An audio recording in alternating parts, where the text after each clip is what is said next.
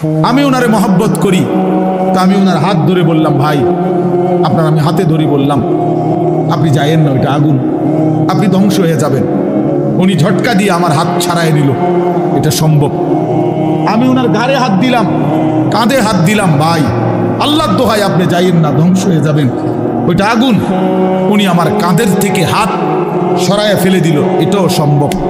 কিন্তু আমি যখন ভালোবাসার কারণে আমার সিদ্ধান্ত আমি তাকে বাঁচাবই, আমার ভাইকে, তখন আমি তার কোমরে জড়াইয়া ধরলাম, জড়াইয়া কোমরে ধইরা বললাম, না ভাই আমি তোমাকে ওই আগুনে পড়তে দিব না, আমি যাইতে দেব না তোমারে। আল্লাহর কসম, নবীজি বলছে, উম্মত আমি আমার এক এক উম্মতকে কোমরে জড়াইয়া ধইরা জাহান্নামের আগুন থেকে বাঁচাইতে চাই। কোমরে জড়াইয়া ধরলে ছুটা বড় কঠিন, কঠিন না? হাতে না ছেড়াই দিলেন, কাঁধের হাতে না ফেলে দিলেন, কিন্তু কোমরে জড়াইয়া ধরলে কেমনে ছাড়বেন? তো নবী এটা বলছে, ওয়া আনা আখিযুন বিহুজাজিকুম, আমি তোমাদেরকে কোমরে জড়াইয়া ধরে চাই, তবু আমার উম্মত বেঁচে যাক, আমার এক এক উম্মত বেঁচে যাক, জাহান্নাম থেকে বাঁচো। আমার দোস্ত, আমার বাপ, আমার ভাই ফিরতেই হবে, জাহান্নাম থেকে বাঁচতেই হবে।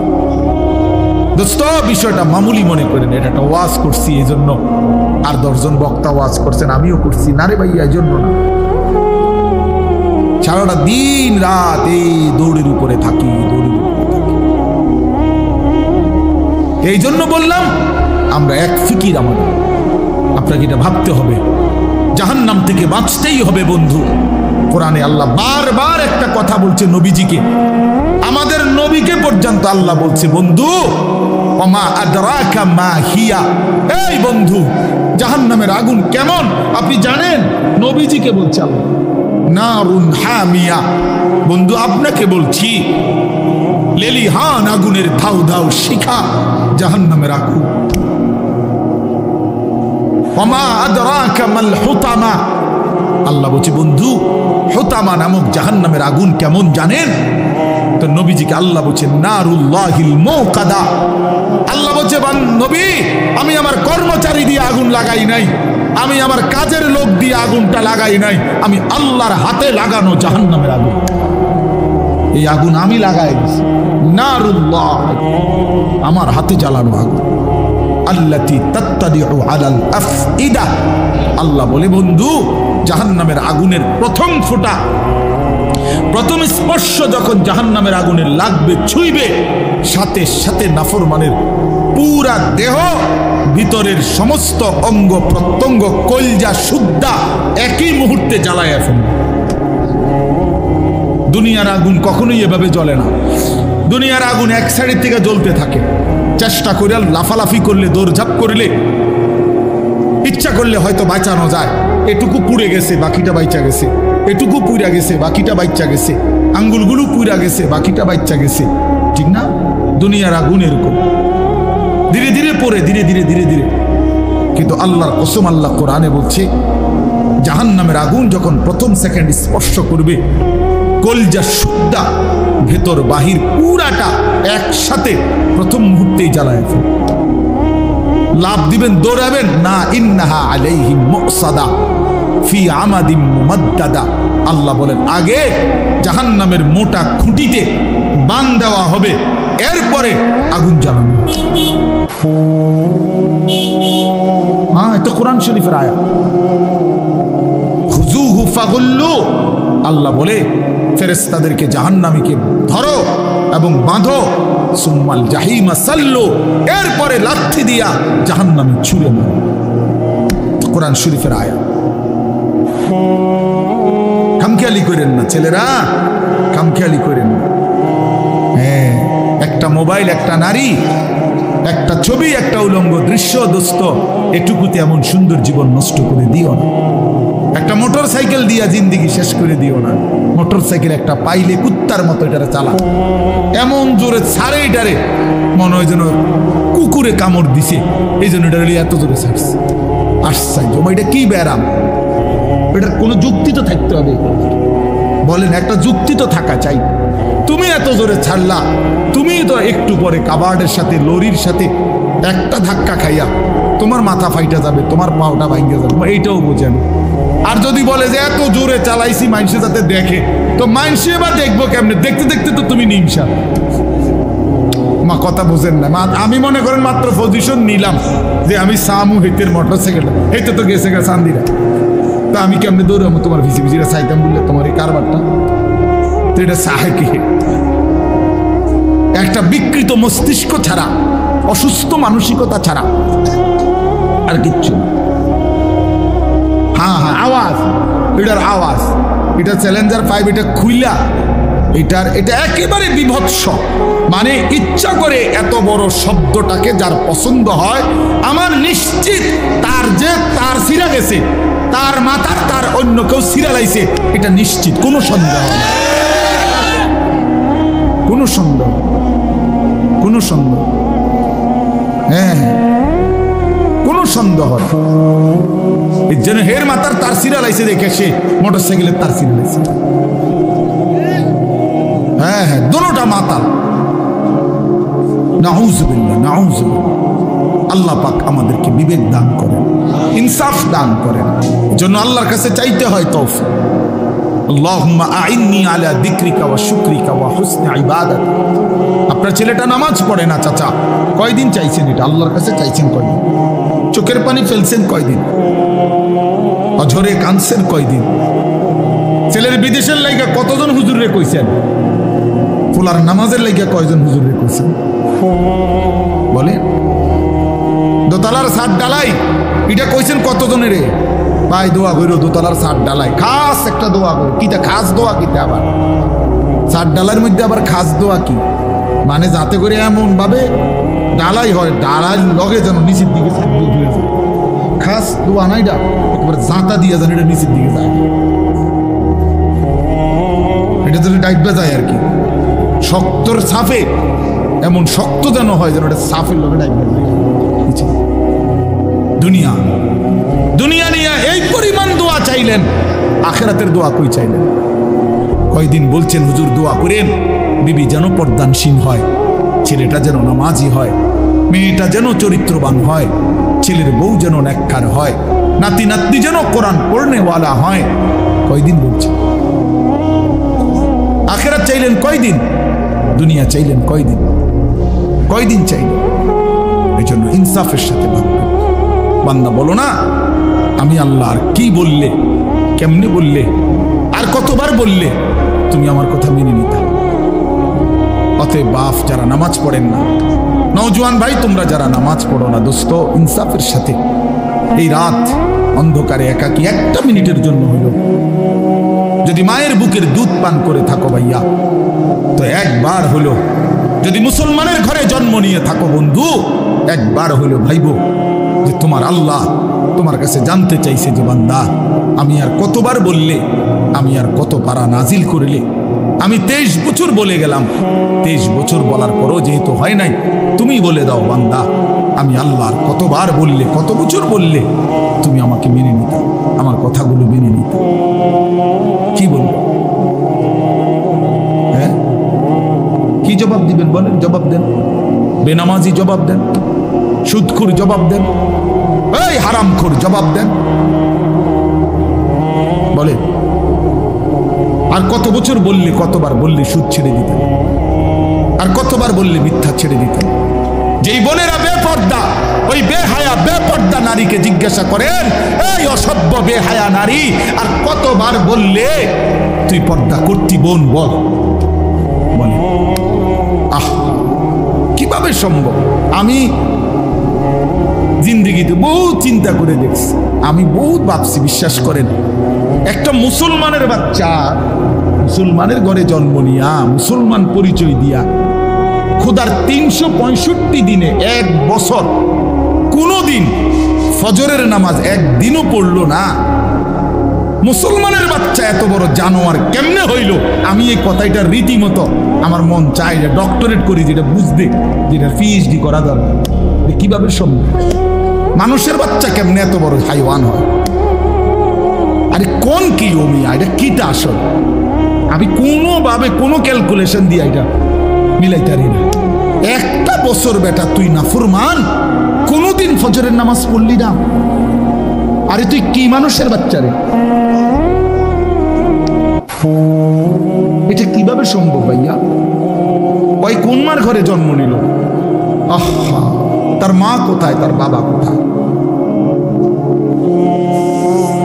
কিভাবে সম্ভব? ওই মা কেমনে মেনে নিল? ওই বাবা কেমনে মেনে নিল? 16 বছর 18 বছর আপন ঘরে, মা বাবার ঘরে ঘুমায় সন্তান, কোনোদিন ফজরের নামাজ পড়ে না। মায়ের চোখেও এক ফোঁটা পানি নাই, বাবার চোখেও এক ফোঁটা পানি নাই। আহ, মা বাপ কেমনে মেনে নিল?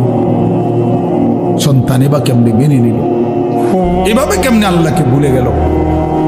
ইয়া আইয়ুহাল ইনসান মা গাররাকা বিরাব্বিকাল কারীম। রব্বুল আলামিন বলে, বান্দা, হে মানুষ, আমার মতো দয়ালু মেহেরবান মনিব থেকে কে তোমাকে ধোঁকা দিল? কে দিল?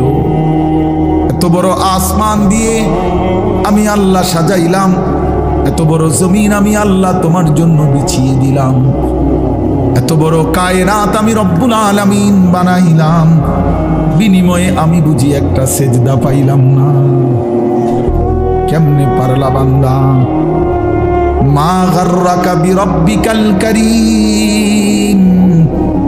আল্লাহ বলে, বান্দা, কে তোমারে ধোঁকা দিল? বান্দা, এমন কোন বন্ধু পেলে, এমন কাকে পেয়ে গেলা বান্দা, যাকে পেয়ে তুমি আমার মতো মালিককে ছেড়ে দিলা? 7 আসমান দিয়ে 7 জমিন দিয়ে 24 ঘন্টা নিঃশ্বাস দিলাম, চোখ নাক কান দেহ অঙ্গ প্রত্যঙ্গ সচল রাখলাম।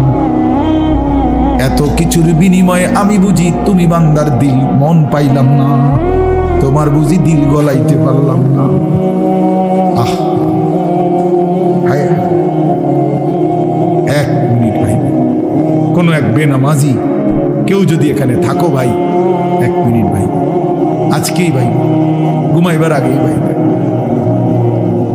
নবীজি জিজ্ঞেস করবে, উম্মত, আমি 23 বছর উম্মত। হাসরের ময়দানে নবী বলবে, আমলনামা দেখাইয়া বলবে, প্রত্যেককে সুপারিশের জন্য নবীজির কাছে চাইতে হলে আমলনামা জমা দিতে হবে। ওমা, সুপারিশের কোনো কাগজপত্র নাই, কথা কোনা, কোনো নিয়ম কানুন নাই নাকি?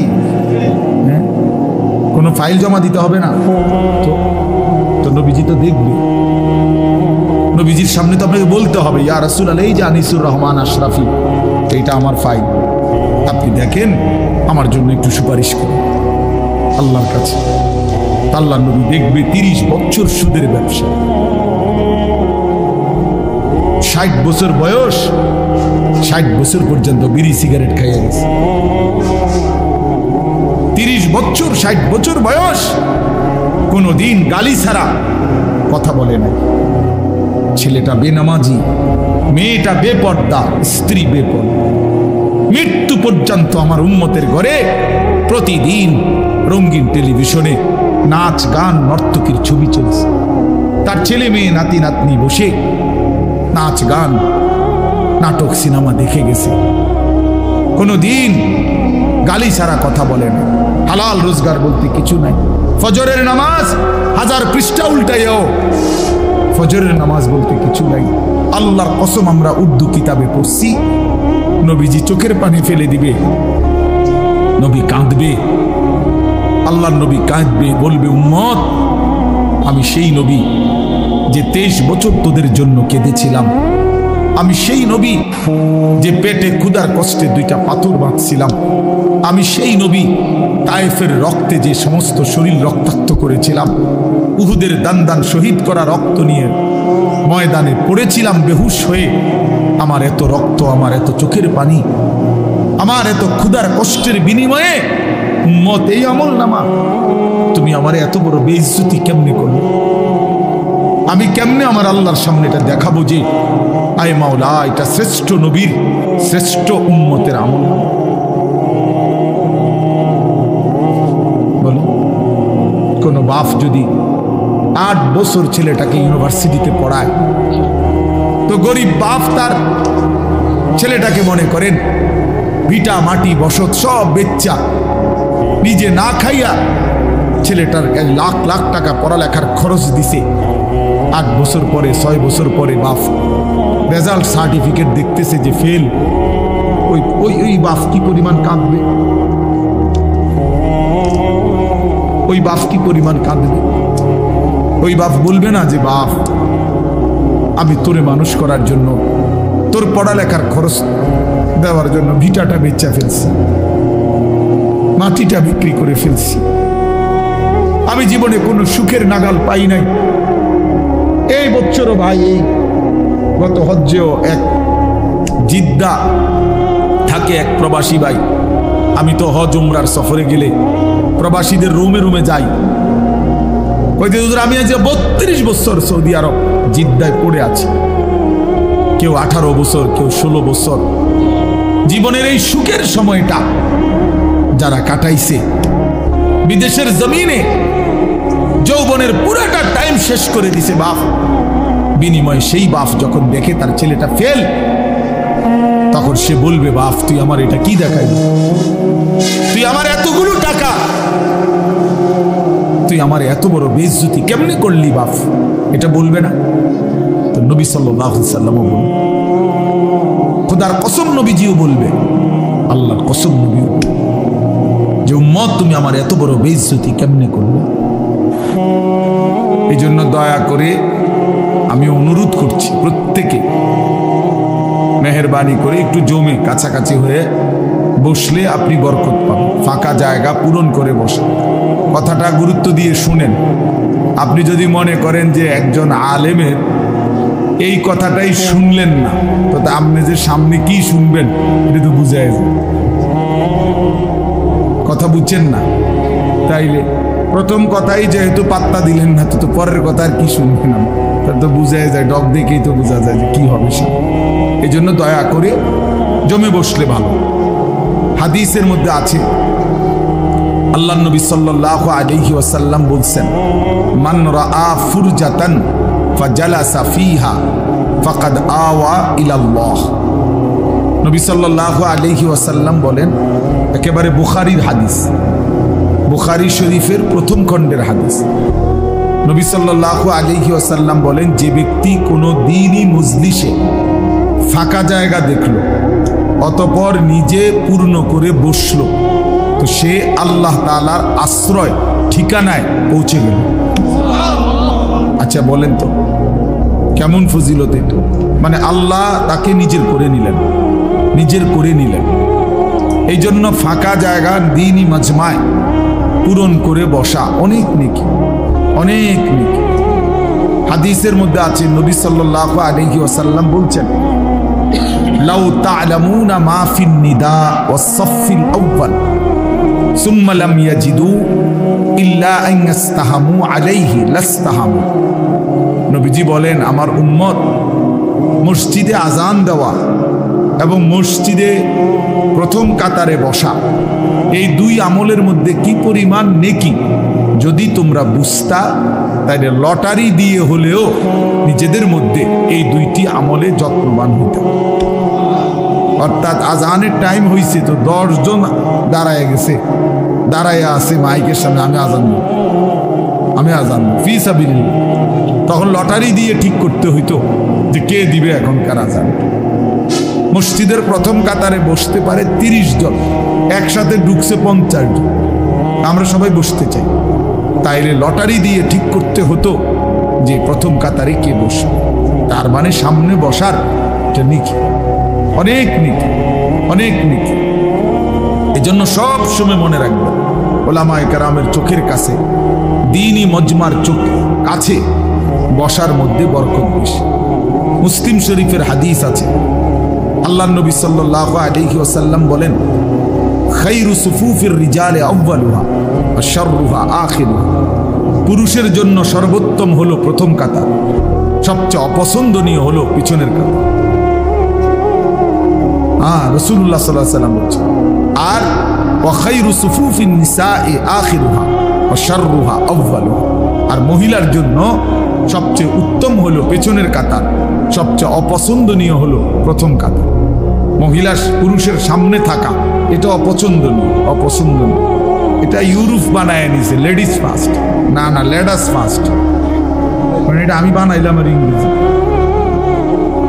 পুরুষ আগে, অধিকার এবং মর্যাদা, এই কথার অর্থ আল্লাহ তাআলার নিজামকে উলটপালট করা না। কোনো কিছুকে সম্মান দিতে হইলে, অধিকার দিতে হইলে এর অর্থ এই না যে আল্লাহর বিধান রাসূলের বিধানকে লঙ্ঘন করা আর এটার দ্বারা অধিকার প্রতিষ্ঠিত করা, না, এটার দ্বারা অধিকার হয় না। প্রকারান্তরে অধিকার খর্ব করা হয়। এই জন্য আল্লাহ নবী সাল্লাল্লাহু আলাইহি ওয়াসাল্লাম বলছেন নারীর জন্য পেছন, অর্থাৎ সে পিছনে হাঁটবে, পুরুষ সামনে হাঁটবে, পুরুষ সামনে থাকবে। হযরত মূসা আলাইহিস সালাম তাফসীরের মধ্যে আছে, মূসা আলাইহিস সালাম যখন মিশর থেকে চলে গেছিলেন ফেরাউনের বাহিনীর ভয়ে, ছোটবেলায়, ছোট না মানে কিশোর বয়স বা যুবক বয়স এই সময়, তখন পার্শ্ববর্তী যেই দেশে গেছিলেন ওই দেশের নাম হলো মাদায়েন। তো সেখানে দুই বোন বকরিকে পানি পান করাইবার জন্য কূপের কাছে আসছিল, কিন্তু পুরুষদের বীরের কারণে তারা আগাইতে পারতেছিল না।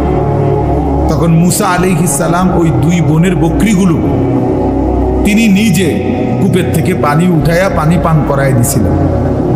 তো এগুলো নিয়ে যখন ওই দুই মেয়ে ঘরে ফিরছে, তখন তাদের বাবা, এই দুই বোনের বাপ যিনি ছিলেন তিনি নবী ছিলেন, হযরত শুআইব আলাইহিস সালাম, তিনি পুরা ঘটনা শুইনা একটা মেয়েকে পাঠাইছে যে তুমি গিয়া ওই যুবক ছেলেটাকে ডেকে নিয়ে আসো, সে যে আমাদের বকরিকে পানি পান করায় দিল এর জন্য কিছু পারিশ্রমিক দিতে হবে। তখন এই একজন মেয়ে আবার আয়েশা মূসা নবীর কাছে আসছে, আয়েশা ডাকছে যে আমাদের বাবা আপনাকে ডাকতেছেন, আপনাকে আপনার পারিশ্রমিক দিবে, আপনি আমাদের বাড়িতে চলেন। এর তখন তাফসীরে স্পষ্ট আছে মূসা আলাইহিস সালাম ওই মেয়েকে বললেন যে বাড়িতে তো যাবে ঠিক আছে, কিন্তু মূলত যে রাস্তা দেখায় সে তো সামনেই থাকে, কিন্তু এখানে যেহেতু এটা মেয়ে, এই জন্য মূসা নবী স্পষ্ট বললেন তুমি পিছনে থাকো, আমি সামনে হাঁটবো, তবে পিছন থেকে তুমি ডান বাম বলবে। কথা বুঝছেন কিনা? বল, ডান বাম তো সেই বলতে হবে, নাহলে উনি তো আর চিনে না, কিন্তু তুমি পিছন থেকে বলবা, সামনের থেকে না। এই জন্য এটা জরুরি বিষয়। যাই হোক, তাহলে বলার উদ্দেশ্য হলো অনেক মানুষের বদভ্যাস মসজিদে জুমার দিন অথবা অন্য সময়ও আসছে মসজিদে আগেই বারান্দাত বসে থাকে, ও মসজিদের কোনার খুঁটির সাথে বসে থাকে, বাউন্ডারি ওয়ালের মধ্যে হেলান দিয়া দুই পা আলগি দিয়া এ বসে বসে জিমা। আশ্চর্য কথা, আপনি আসলেন আগে, পিছনে পড়ে রইলেন কেন? এই জন্য সব সময় আল্লাহর ঘর মসজিদে যতটা সম্ভব প্রথম কাতারে, যতটা সম্ভব সামনে বসার চেষ্টা করবেন। বলেন ইনশাআল্লাহ। আল্লাহ তাআলা আমাদেরকে তৌফিক দান করেন। বলতেছিলাম আমি যে কথাটা যে কম দেখা যাক, এতে কোনো আপত্তি নেই। কেন বললাম? কোরআনুল কারীমের মধ্যে আছে, আল্লাহ তাআলা বলছেন কালিলাম মা তাশকুরুন। কোরআনে আল্লাহ বলেন আমার শুকর আদায় করে, কৃতজ্ঞতা আমি আল্লাহর আদায় করে এমন বান্দা কম। কালিল ওয়া কালিলুম মিন ইবাদিয়াশ শাকুর, আল্লাহ বলেন আমার কৃতজ্ঞ বান্দা পরিমাণে কম। কালিলাম মা তাযাক্কারুন, আমি আল্লাহর কথা থেকে উপদেশ গ্রহণ করে কম। কালিল, কম। কোরআন শরীফের বহু আয়াত আছে, আল্লাহ তাআলা বলছেন ইন ইয়াকুম মিনকুম 20 সাবিরুনা ইয়াগলিবু মিআতাই, তোমরা যদি ঈমানদার আল্লাহর প্রতি পূর্ণ বিশ্বাসী হয়ে থাকো 20 জন, তাহলে তোমরা বিজয় লাভ করবে 200 জন নাফরমান বেঈমানের উপরে। তাইলে ঈমানদারের পরিমাণ হবে কত? বেশি না কম? কম। এই যে 20 জন করল, কিন্তু বিজয় লাভ করবে 200 বেঈমানের উপর, 200 নাফরমানের উপর।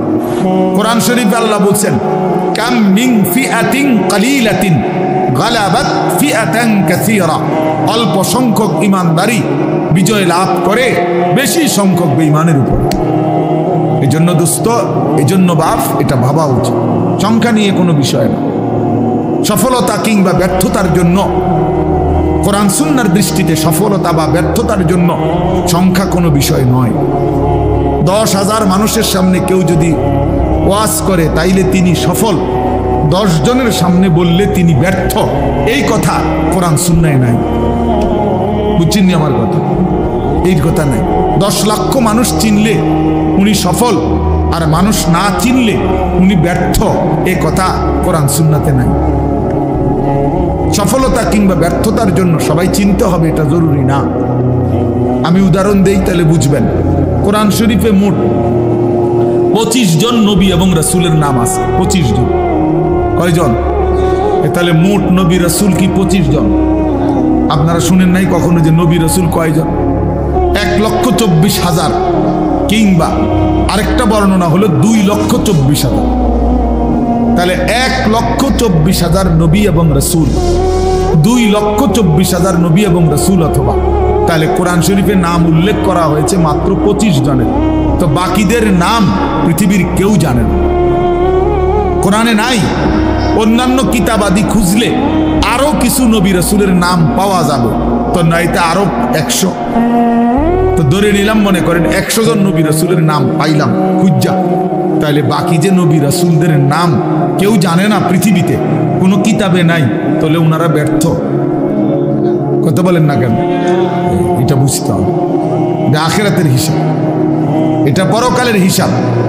আচ্ছা, আমাদের প্রিয় নবী সাল্লাল্লাহু আলাইহি ওয়াসাল্লাম তিনি যখন বিদায় হজ্জে আরাফাতের ময়দানে, নবীজির নিজে যে বছর হজ করছেন সেই বছর হজ্জের ময়দানে নবীজি ভাষণ দিয়েছিলেন 1,25,000, প্রায় 1.25 লাখ সাহাবীর সামনে। 1,25,000 যদি সাহাবী ওই আরাফাতের মাঠে হজ্জের মধ্যে নবীজির সামনে থাকে, তাহলে বাড়িঘরে আরো আছে। সবাই তো আর একবারে গেছে গানা হজে, বাচ্চা কাচ্চা, নারী, বৃদ্ধ, দুর্বল, এরকম আছে না আরো, তো ওনারা বাদ দেন। এই 1,25,000ই ধরেন। এই 1,25,000 সাহাবীর মধ্যে সারা পৃথিবীর সমস্ত কিতাব একত্র করলেও 5,000 সাহাবীর নাম খুঁজে পাওয়া যাবে না, 2,000 সাহাবীর নাম খুঁজে পাওয়া যাবে না। অল্প কিছু সাহাবীর নাম পৃথিবীতে আছে, মানে কিতাবে আছে, উল্লেখ আছে। তাইলে আপনি ধরেন একেবারে 5,000-এর নাম পাওয়া গেল, ধরে নিলাম কথার কথা, তাহলে 5,000 সাহাবীর নামও যদি খুঁজে পাওয়া যায়, তাহলে তো শুধু হজ্জের ময়দানের ওই 1,20,000 সাহাবীর নাম পৃথিবীর কেউ জানে না, তো ওনারা ব্যর্থ। এইটা আমরা মনে রাখতে হবে, এটা খুব জরুরি বিষয়। এক তো আখিরাতের মুআমালা, আরেক তো হলো দুনিয়ার, আপনাদের দুনিয়ার হিসাব। দুনিয়ার হিসাবে জনপ্রিয়তা, খ্যাতি, এটা একটা বিষয় অনেকে ভাবতে পারে, কিন্তু আখিরাতের দৃষ্টিতে জনপ্রিয়তা অথবা অপরিচিতি এটা কোনো বিষয় না। বিষয় হলো আল্লাহ তাআলা গ্রহণ করলেন কিনা, গ্রহণ করলেন কিনা। আমারে 10 লক্ষ মানুষ চিনে, কিন্তু আল্লাহ তাআলা গ্রহণ করে নাই, তো 2 পয়সার কোনো মূল্য নেই, 2 পয়সার মূল্য। হ্যাঁ, আমারে 50 লক্ষ মানুষ চিনে, তো এতে করে আমার কবরের আযাব মাফ। 1 কোটি মানুষ চিনে, আমারে কবরের আযাব মাফ আমার? না বন্ধু, না বাপ, এটা বুঝতে হবে। আখিরাতের বিবেচনা, আখিরাতের মুআমালা, পরকালের হিসাবে সফলতা কিংবা ব্যর্থতা হচ্ছে আল্লাহ তাআলার গোলামির মধ্যে, আল্লাহর বন্দেগীর মধ্যে। এই জন্য কোরআন শরীফে স্পষ্ট আয়াত আছে। আপনারা দেখবেন অনেক মানুষ জানাজা যখন হয়, আমাদের এই যে ভাইরা যারা রাজনীতি করে, ওনারা সবাই জানাজার মাঠে উপস্থিত থাকে, বক্তব্যও দেয়, এবং অনেক মানুষও সমাজের মান্যগণ্য ব্যক্তিরাও লাশের সামনে 1 মিনিট 2 মিনিট বক্তৃতা দেয়। কিন্তু অধিকাংশই বক্তৃতা দিতে গিয়ে একটা লাইনে শুধু বলে যে কুল্লু নাফসিন যায়িকাতুল মাউত, আমাদের সকলকেই মৃত্যুবরণ করতে হবে। কিন্তু মজার বিষয় হইল কোরআন শরীফের যত জায়গায় এই কথাটা আছে, এতটুকু বলে কোনো জায়গায় আল্লাহ কথা শেষ করে নাই। বুঝেন নাই আমার কথাটা? সকলকেই মৃত্যুর স্বাদ গ্রহণ করতে হবে, এরপরে কথা শেষ, একটা দাড়ি, এমন না। প্রত্যেক আয়াতে এই কথার সাথে আরো কথা আছে। সেই কথাটা কি? সেই কথাটা কি? আল্লাহ তাআলা কোরআনুল কারীমে স্পষ্ট বলছেন, কুল্লু নাফসিন যায়িকাতুল মাউত, প্রতিটি প্রাণ, প্রতিটি আত্মাকেই মৃত্যুর স্বাদ গ্রহণ করতে হবে। তবে এই আল্লাহ আয়াত শেষ করে নাই, এর পরের কথাগুলো শুনেন। আল্লাহ বলেন, ওয়া ইন্নামা তুওয়াফাউনা উজুরাকুম ইয়াউমাল কিয়ামা, এবং অবশ্যই তোমাদেরকে তোমাদের সারা জিন্দেগীর কৃতকর্মের ফলাফল আখিরাতে কিয়ামতের দিন দেয়া হবে। এরপরে আল্লাহ বলেন, ফামান যুহজিহা আনিন নার ওয়া উদখিলাল জান্নাতা ফাকাদ ফাজা। বাপ মনোযোগ দিয়া শুনেন, অল্পই শুনেন, দিল দিয়া শুনেন, একজনই শুনেন, আমার কোনো অসুবিধা নেই। আমি তো আর প্রার্থী না, কাজের সমস্যা নাই, আমার কোনো এত সমর্থনের কি আছে যে আমি সবাই আমার ভোটার হাইতে এমন কিচ্ছু না, কাজে একজনই শুনেন। তাই এই জন্য বললাম যে আল্লাহ তাআলা বলেন, ফামান যুহজিহা আনিন নার ওয়া উদখিলাল জান্নাতা, আল্লাহ বলেন আখিরাতের ময়দানে, হিসাবের মাঠে যাকে জাহান্নাম থেকে মুক্তি দেয়া হবে এবং জান্নাতে প্রবেশ করানো হবে, খোদার কসম আল্লাহ বলেন, ফাকাদ ফাজা, সেই কেবল সফল হলো, সেই কেবল কৃতকার্য হলো, সেই কেবল কামিয়াব হলো। এরপরও শেষ হয়েছে না কথা, আরটু রয়েছে। এরপরে আল্লাহ বলেন, অতএব তোমরা যদি জানতে চাও বান্দা, তাহলে দুনিয়ার সফলতা ব্যর্থতা এটা, আল্লাহ বলেন, ওয়ামাল হায়াতুদ দুনিয়া ইল্লা মাতাউল গুরুর। এই বান্দা মনে রেখো, দুনিয়ার জীবন শুধুই ধোঁকা, ধোঁকা, ধোঁকা, ধোঁকা, ধোঁকা, এটা ধোঁকা। দুনিয়া ধোঁকা। আল্লাহ বানানেওয়ালা যিনি, তিনি বলছেন এটা ধোঁকা। যিনি সৃষ্টিকর্তা তিনি বলছেন, কোম্পানি বলছে এটা 2 নম্বর। আপনি কীর্তেন কোন গাছ জোরে, এটা 1 নম্বর। কোম্পানি প্রোডাক্ট করে যে উৎপাদন করছে যিনি, উনি বলছে এটা খেলনা, আপনি কীর্তেন কোন এটা আসল। যিনি বানাইছেন তিনি আল্লাহ, তিনি বলছেন, ওয়ামা হাদিহিল হায়াতুদ দুনিয়া ইল্লা লাহবুন ওয়া লাইব। বান্দা, দুনিয়া আমি বানাইছি, আমি জানি আমি কি বানাইছি। আল্লাহ বলে দুনিয়ার জীবন শুধুই তামাশা, শুধুই খেলাধুলা। লাহবুন লাইবুন, খেলাধুলা, তামাশা, মালাঠোলা। মালাঠোলা ছোটবেলায় আমরাও মালাঠোলা খেলছি, ছোটবেলায় আমরাও মালাঠোলা খেলছি। ছোট ছোট বাক্সের আপনার রান্না বান্না করছি, আর ছোট ছোটরা একসাথে অনেক রান্না বান্না মালা ঠোলা দিয়ে করছি। সন্ধ্যা হলে মা ডাক দিছে তো নিজের হাতে সব ভাঙ্গা চুরা আবার মায়ের ডাকে মায়ের কোলে ফিরে গেছি। এই না দুনিয়া? এই দুনিয়া আল্লাহ বলছে এরকম মালা ঠোলা। অতএব বাপ, এই কথাটা আমরা মনে রাখতে হবে, সফলতা কিংবা ব্যর্থতা ফায়সালা হবে হাসরের ময়দানে। ऐसे रहे या वैसे रहे वहां देखना फिर कैसे रहे। এভাবে থাকেন আর ওইভাবে থাকেন, দুনিয়া একভাবে পার হয়েই যাবে, কিন্তু দেখার বিষয় হলো ওয়াহা দেখনা ফের कैसे रहे, সেখানে কেমন থাকবেন ওটা হলো দেখার বিষয়। এখানে হাসলেও মরে যাবেন, এখানে কাঁদলেও মরে যাবেন। আমার ভাই, এই যারা মোবাইল হাতে ধরে রাখছেন, আপনি কিচ্ছু বুঝতেন না, এই মোবাইল এটা লই এই জীবন শেষ হল। এই জিন্দিগি এই মোবাইলের উপরে শেষ। এই অসভ্যতাই জীবন শেষ, কিচ্ছু বোঝে না। ওই যে ভাই নিজে নিজে হাসে, এইটাই জিন্দিগি, এটা এক খামখেয়ালির জিন্দিগি। মনে রাখি, এই মোবাইলের আসক্ত জীবন কোনোদিনও সুখকর হয় না, সুখকর হয় না।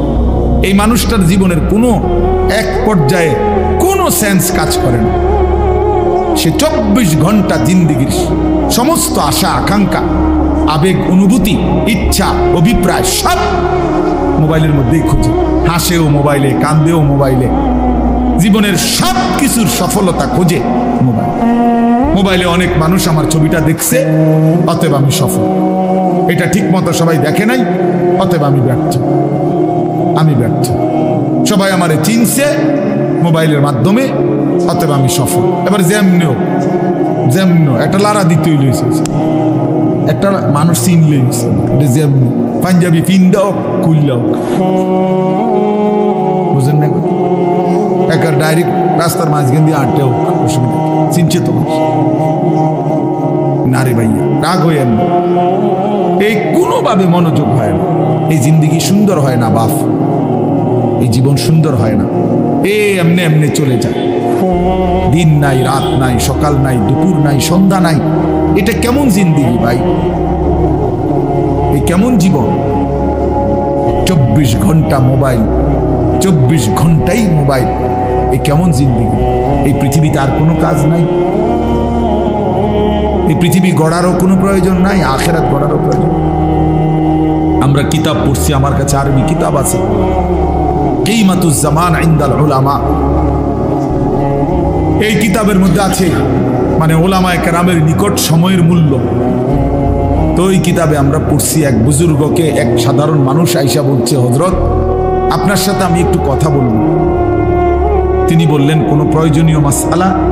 বললেন না, এমনি একটু কথা বলতাম।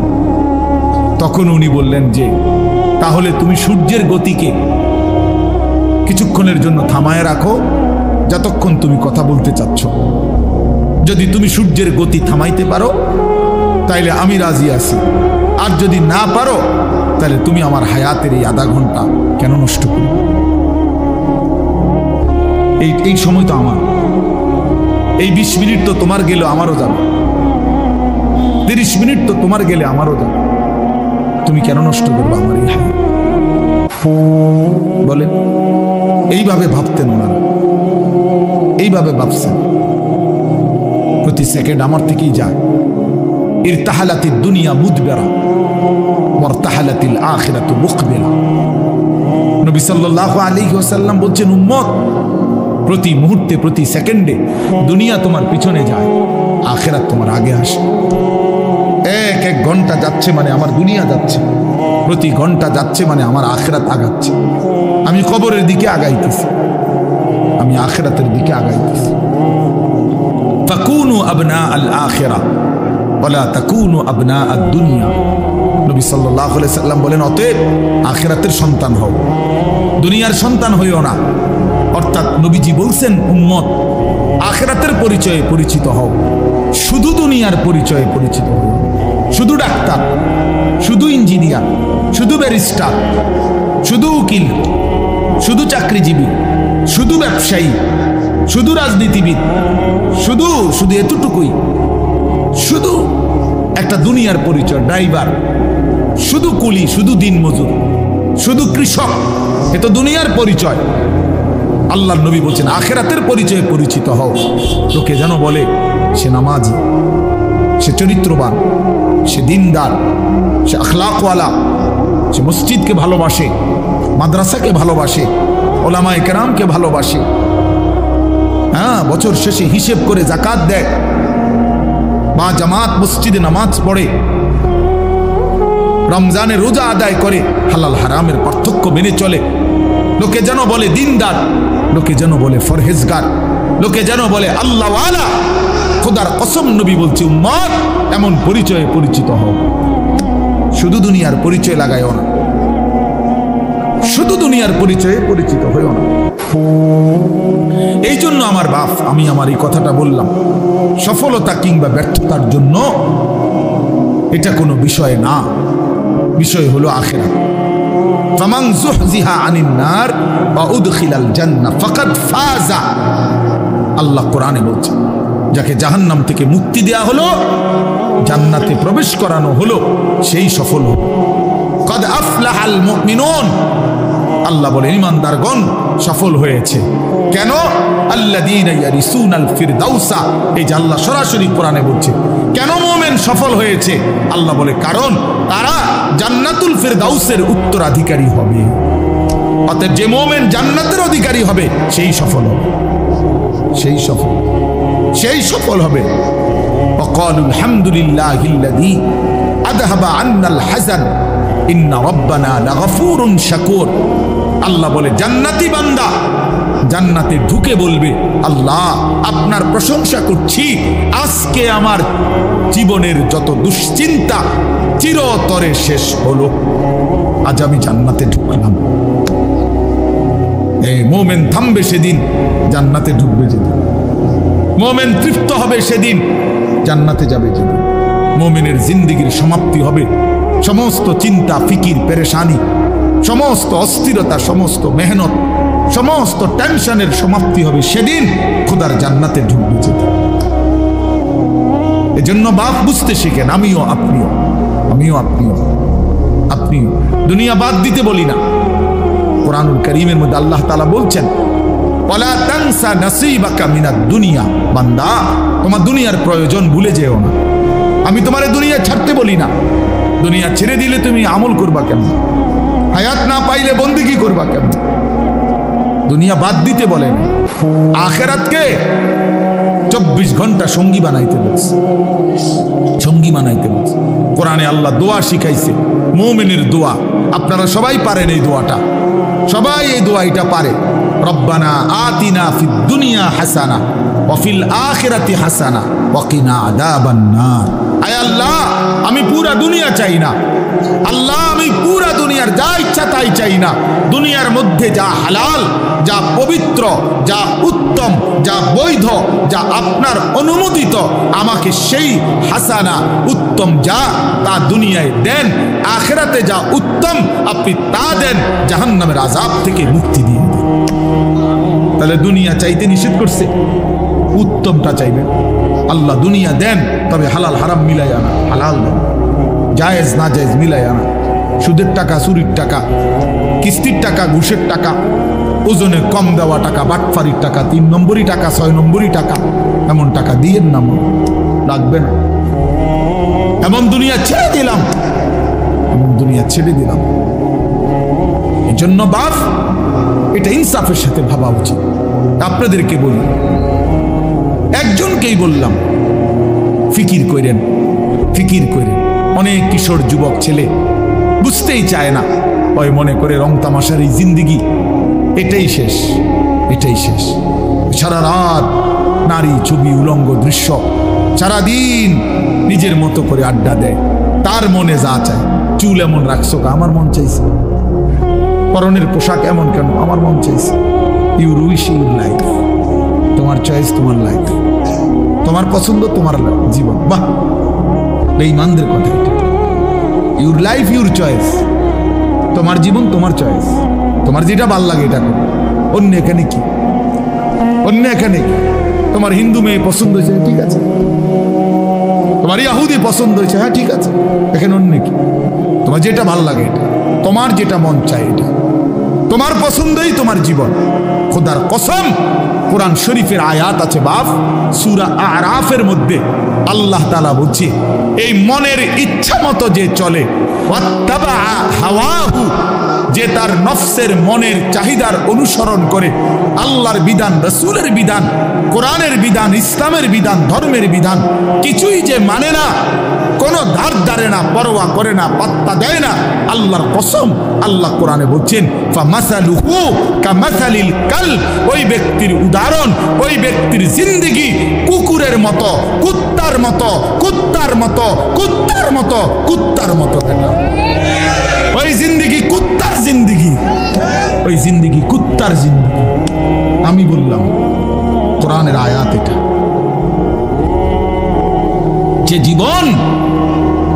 যে জীবন মালিকের গোলামি নাই, যে জীবন সৃষ্টিকর্তাকে মনে করায় না, যে জিন্দেগি বানানেওয়ালাকে মনে করায় না, 24 ঘন্টা নাফরমান চলে গেছে, একটা সেজদা দিতে পারলি না, তুই কোন মানুষের বাচ্চা? তুই বেটা, তুই কোন মার ঘরে জন্ম নিছ বেটা? তুই কোন মানুষের বাচ্চা বেটা?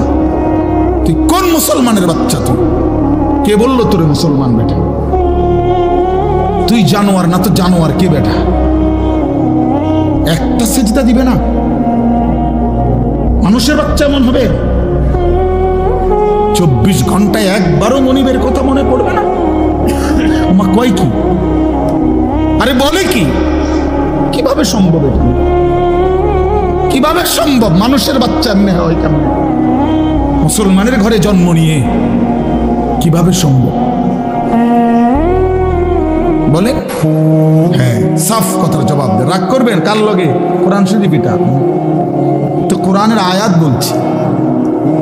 আপনি তর্জমা ভুল করলে পরে আইসেন, অসুবিধা, আমরা তো আসি এনে, বুঝেন নাই? কামাসালুহু কামাসালিল কালব, সরাসরি কোরআন শরীফ আল্লাহ বলছেন তার উদাহরণ কুত্তার মতো। কালবুন অর্থ কুকুর, অন্য কোনো অর্থ নাই, বিকল্প কোনো অর্থ নাই। ইন তাহমিল আলাইহি ইয়ালহাস আও তাতরুকহু ইয়ালহাস। আহা, আল্লাহ বলছে কুত্তার স্বভাব, সে দৌড়ানি দিল জিব্বা লম্বা করে হাঁফায়, এমন হাঁফায়। আবার ছেড়ে দিলেও মানে খাড় করা রাখলেও, দাঁড়ানো থাকলেও জিব্বা লম্বা করে হাঁফায়। দেখি, এটা কুকুরের স্বভাব। দাঁড়াইয়াও জিব্বা লম্বা করে জোরে জোরে নিঃশ্বাস ফেলে এমন করে। আবার দৌড়তে দৌড়তে এরম করে। অর্থ কি? অর্থ হলো তাফসিরে লিখছে, সে পাইলেও অতৃপ্ত, না পাইলেও অতৃপ্ত। এই জন্য নাফরমান হারামখোর, পাইলেও অতৃপ্ত, না পাইলেও অতৃপ্ত। বেচা কিনা চলতেছে, মাল বেচে, নতুন মাল ট্রাকের থেকে নামায়, আপনি জিঙ্গাবেন কি অবস্থা বেচা কিনা? কি নাই, আগের ব্যবসা নাই, আগের ব্যবসা ঢাকায় মাল বেচতেছ, মাল ইডি শেষ হয়ে গেছে, নতুন মাল নামাইতে আছে ট্রাকের থেকে। কিরে, কোন ব্যবসা নাই? বুঝেন নাই আমার কথা? হ্যাঁ, না না নাই, ও ব্যবসার মজা নাই, ও আগের ব্যবসা নাই। আর কোনটা দেয়? আগের ব্যবসা কোন বছরেরটা? কি গত 300 বছর আগের ব্যবসা নাই? তো তুমি এই সময় জন্ম নিলা কেন? তুমি ওই সময় আইতা, যে সময় ব্যবসা আসিল সেই সময় আইলা না? ব্যবসা আসিল নূহ আলাইহিস সালামের জমানায়, ঠিক না? তো ওই সময় জন্ম নিতা, এই সময় আইসে নিতা। এটা বুঝি কথা হইল? মানে এটা হইল কুকুরের স্বভাব। মানে কি? পেলেও অতৃপ্ত, না পেলেও কি? নাফরমানের দুনিয়া শেষ হয় না। আমার কথা সাফ কথা, এটা মনে রাখতে হবে। এই জন্য দোস্ত বাপ, আমরা ফিকির করা চাই। আমি সব সময় এটা বলি, লোনা জলে তৃষ্ণা মেটে না। মানে যে পানি লবণাক্ত, ওই পানিতে তৃষ্ণা মেটে না। ঠিক হারামের মধ্যে, গুনাহের মধ্যে তৃপ্তি আসে না, তৃপ্তি আসে না। হ্যাঁ হ্যাঁ, সারা রাত উলঙ্গ ছবি দেখেও যুবক তৃপ্ত হয় না। এক সাগর মদ পান করেও, মদখোর, নেশাখোর, ফুট্টাখোর, বাবাখোর, ডালখোর, ইয়াবাখোর, হারামখোর কোনোদিন তৃপ্ত হয় না। কিন্তু এক গ্লাস পবিত্র পানি, এক গ্লাস তৃষ্ণার্ত ব্যক্তিকে তৃপ্ত করে দেয়। একজন স্ত্রী 60 বছর এক পুরুষের জীবন, 70 বছর এক পুরুষের জীবনে তৃপ্তি এনে দেয়। একজন বউ দিয়ে, হালাল স্ত্রী যেটা হালাল সেটা তৃপ্তি দেয়, যেটা হারাম সেটা কি দেয় না? তৃপ্তি দেয় না বাপ, সুখ দেয় না, গুনাহ ইজ্জত দেয় না, আল্লাহর নাফরমানি সম্মান দেয় না, সম্মান দেয় না। এই জন্য আমরা প্রত্যেকের কাছে, আমিও বললাম, আমার জন্য, আপনার জন্য, জওয়ান বুড়ো সবার জন্য, আমরা আখেরাতের ফিকির করা চাই। আমাদের জিন্দিগি আখেরাত। আমরা মুসলমান, আমরা মুমিন, আমাদেরকে আল্লাহ বানাইছেন আখেরাতের জন্য। এই জন্য পুরা কোরআনুল কারীমে আল্লাহ তাআলা আমাদেরকে বারবার ডেকে ডেকে আমাদেরকে আখেরাতের সন্ধান দিছেন, ইবাদতের সন্ধান দিছেন। বলছেন বান্দা এটা করো, এটা ছাড়ো, এটা করো, এটা ছাড়ো, এটা করো, এটা ছাড়ো, বিনিময়ে আমি তোমারে মুত্তাকি বানাবো, আমি তোমারে জান্নাতি বানাবো, আমি তোমার আখেরাত সাজায় দেব, আমি তোমার পরকালে তোমার সম্মানের জিন্দেগি দান করব। এই একটা আয়াত আমি পড়ছি। এবার এই আয়াতের অল্প একটু কথা শোনেন, তাইলে আমার কথা শেষ। মাহে রমজানকে সামনে রেখে মূলত এই আয়াতটা পড়ছি। আমরা যদি এটা বুঝি বাপ, আর অল্প একটু সময় কোরআনুল কারীমের এই একটি আয়াত আমি আপনাদের সামনে পড়লাম। সূরা বাকারার 183 নম্বর আয়াত, দ্বিতীয় পারায়, দ্বিতীয় সূরা। আল্লাহ তাআলা বলতেছেন, ইয়া আইয়ুহাল্লাযীনা আমানু, হে ঈমানদারগণ, মানে আমাদেরকে ডাকছেন, হে ঈমানদারগণ, হে মুমিনগণ, এই কথা বলাতে এখানে আমরা বাদ পড়লাম কি? কথা বলেন না কেন? এখানে আমরা বাদ পড়ছি কেউ না? আলহামদুলিল্লাহ আমরা কেউ বাদ পড়ি নাই। তাহলে আমাদেরকে বলছে হে ঈমানদারগণ, এবার আল্লাহ বলেন কুতিবা আলাইকুমুস সিয়াম, অন্য কেউ নয়, আমি আল্লাহর পক্ষ থেকে, আমার পক্ষ থেকে তোমাদের উপরে রোজা ফরজ করা হলো। তোমাদের উপরে রোজা ফরজ করা হলো। আল্লাহ তাআলা বিষয়টার গুরুত্ব দিয়েছেন যে বান্দা খামখেয়ালি মনে করুন, আমি আল্লাহ ফরজ করছি, আমি আল্লাহ ফরজ করছি। কথা বুঝ ওই দেখেন ওই মাসুম দাও তোমার কিছু পিচ্ছি পাঞ্জাবিওয়ালায় নিচে দিয়া মোবাইলে ছবি মাটির তলে উঠাও, তুমি তো শুধু চাই প্লাস্টিক কোথাকে, এটা ফালতু। মানে কিছু মানুষের আরো 2-3 জন দেখছি এইটা ছাড়ে না, মোবাইল ছাড়তেই পারে, কি আশ্চর্য। মানে এটা এক ধরনের মানুষের স্বভাব কিছু মানুষ। হ্যাঁ হ্যাঁ, না রোগ না, মানে এটা এক ধরনের মানসিকতা হলো যে হুজুর মূল কথা হলো আমি আসলে কারো কথাই শুনি না, আপনি হঠাৎ আপনার কথা শুই না, আমার সিরিয়াল নষ্ট করতে আমি চাই না। আমার জিন্দেগির একটা সৌন্দর্য আছে, আমি কারো কথা মানি না, কারো কথা শুনি না।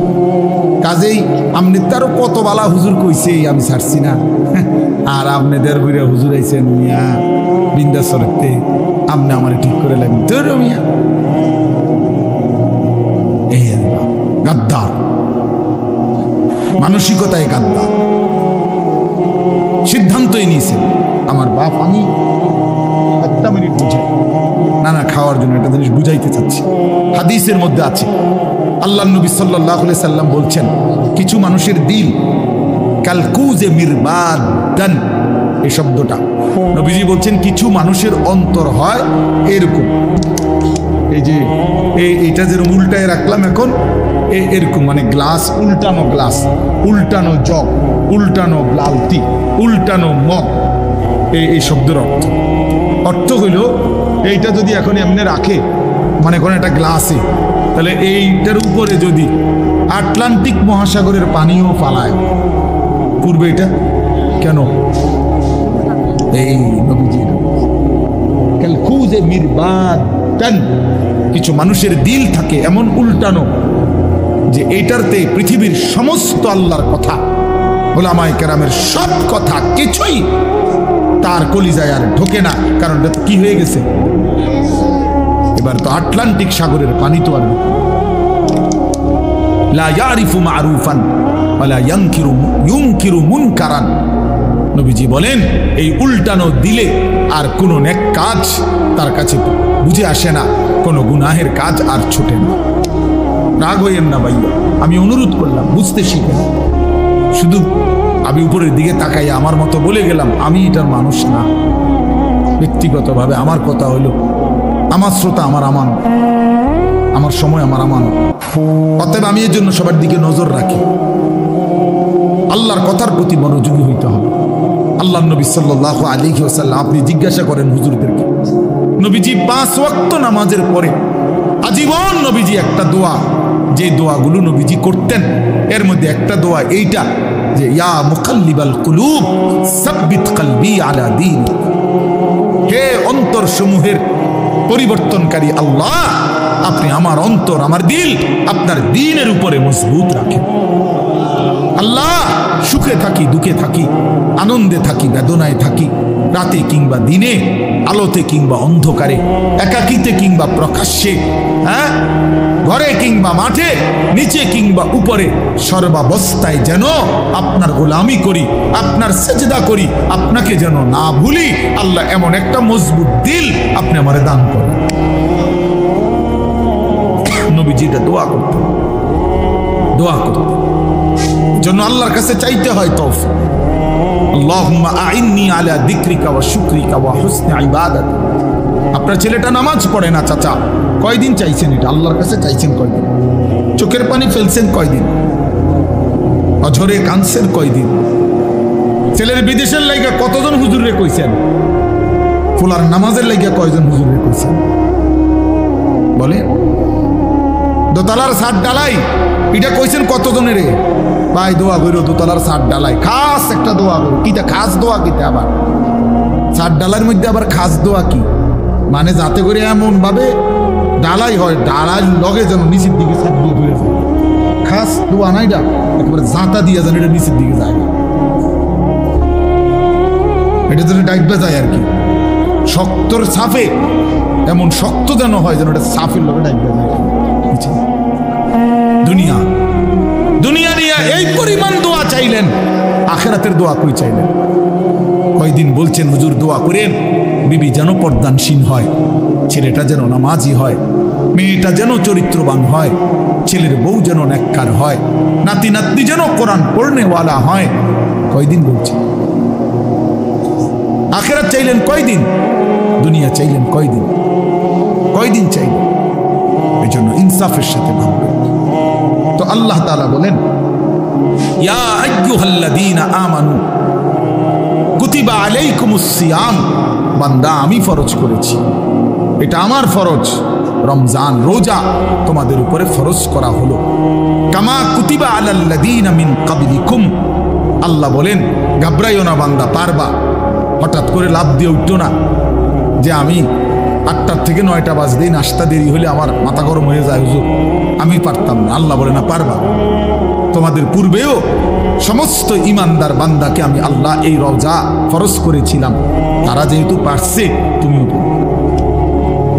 পারবা এবার আল্লাহকে বললাম আল্লাহ যদি বলেন আল্লাহ বলতেছেন যদি বলেন আল্লাহ হঠাৎ করে আমার উপোস এই যে 11 মাস কি সুন্দর খাওয়াইলেন পড়াইলেন হঠাৎ করে আমার খানা পানি আমার হালাল স্ত্রীর সাথে আমার সম্পর্ক বন্ধ করে দিলেন কেন একটা লম্বা সময় আল্লাহ বলেন বান্দা অভাবের কারণে না আমার ভান্ডারে কমে গেছে এই জন্য না বরং লাআল্লাকুম তাত্তাকুন আমি আল্লাহ এই রোজার মাধ্যমে রমজানের মাধ্যমে 1 মাসেই আমি আল্লাহ ওয়াদা দিচ্ছি তোমাকে মুত্তাকি বানাবো আর 1 মাসের মুত্তাকি হলেই 1 মাসেই জান্নাতি বানায় দেব 1 মাসে মুত্তাকি 1 মাসে জান্নাত লাআল্লাকুম তাত্তাকুন এই 4টা কথা এখানে মোট 4টা কথা আমারে আর অল্প একটু সময় দেন এই 4টা কথা এখানে 1 হে ঈমানদারগণ 2 তোমাদের উপরে রোজা ফরজ করা হলো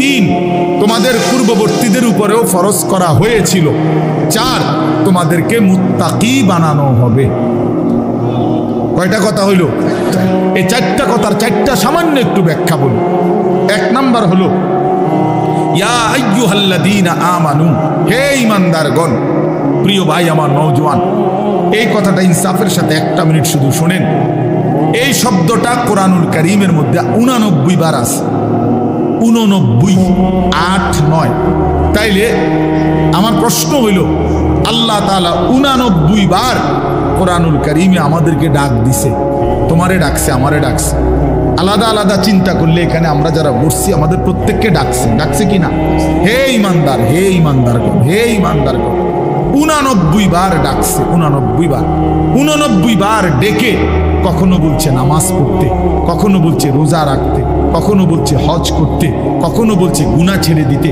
কখনো বলছে আল্লাহ তাআলার ইবাদত করতে এইভাবে 89 বার কোরআনুল কারীমের মধ্যে বলছে 23 বছর লাগাইয়া বলছে 30 পারা কোরআনের মধ্যে বলছে জিব্রাইলের মাধ্যমে পাঠিয়ে বলছে প্রিয় নবী সাল্লাল্লাহু আলাইহি সাল্লামের কাছে নাজিল করে বলছে কোরআন শরীফের একটা আয়াত আছে আয়াতে আল্লাহ জিজ্ঞেস করছে আমাদেরকে ফাবি আইয়ি হাদিসিম বাদাহু ইউমিনুন এই প্রশ্নের উত্তর আপনারা দিবেন এখন আল্লাহ বলছে বান্দা এই যে আমি মনে করো এক একটা কথা 89 বার বললাম 80 বার 82 বার আমি আল্লাহ নামাজের কথা বললাম 23 বছর আমি কোরআন নাজিল করলাম 30 পারা কোরআন নাজিল করলাম আমি আল্লাহ আমার রাসূলের কাছে নাজিল করলাম শ্রেষ্ঠ ফেরেশতা দিয়ে নাজিল করলাম আল্লাহ এবার জানতে চাইছে ফাবি আইয়ি হাদিসিম বাদাহু ইউমিনুন আমার বান্দা বলো না এরপরে আমি আর কোন কিতাব নাজিল করিলে এর চাইতে দামি আর কি নাজিল করিলে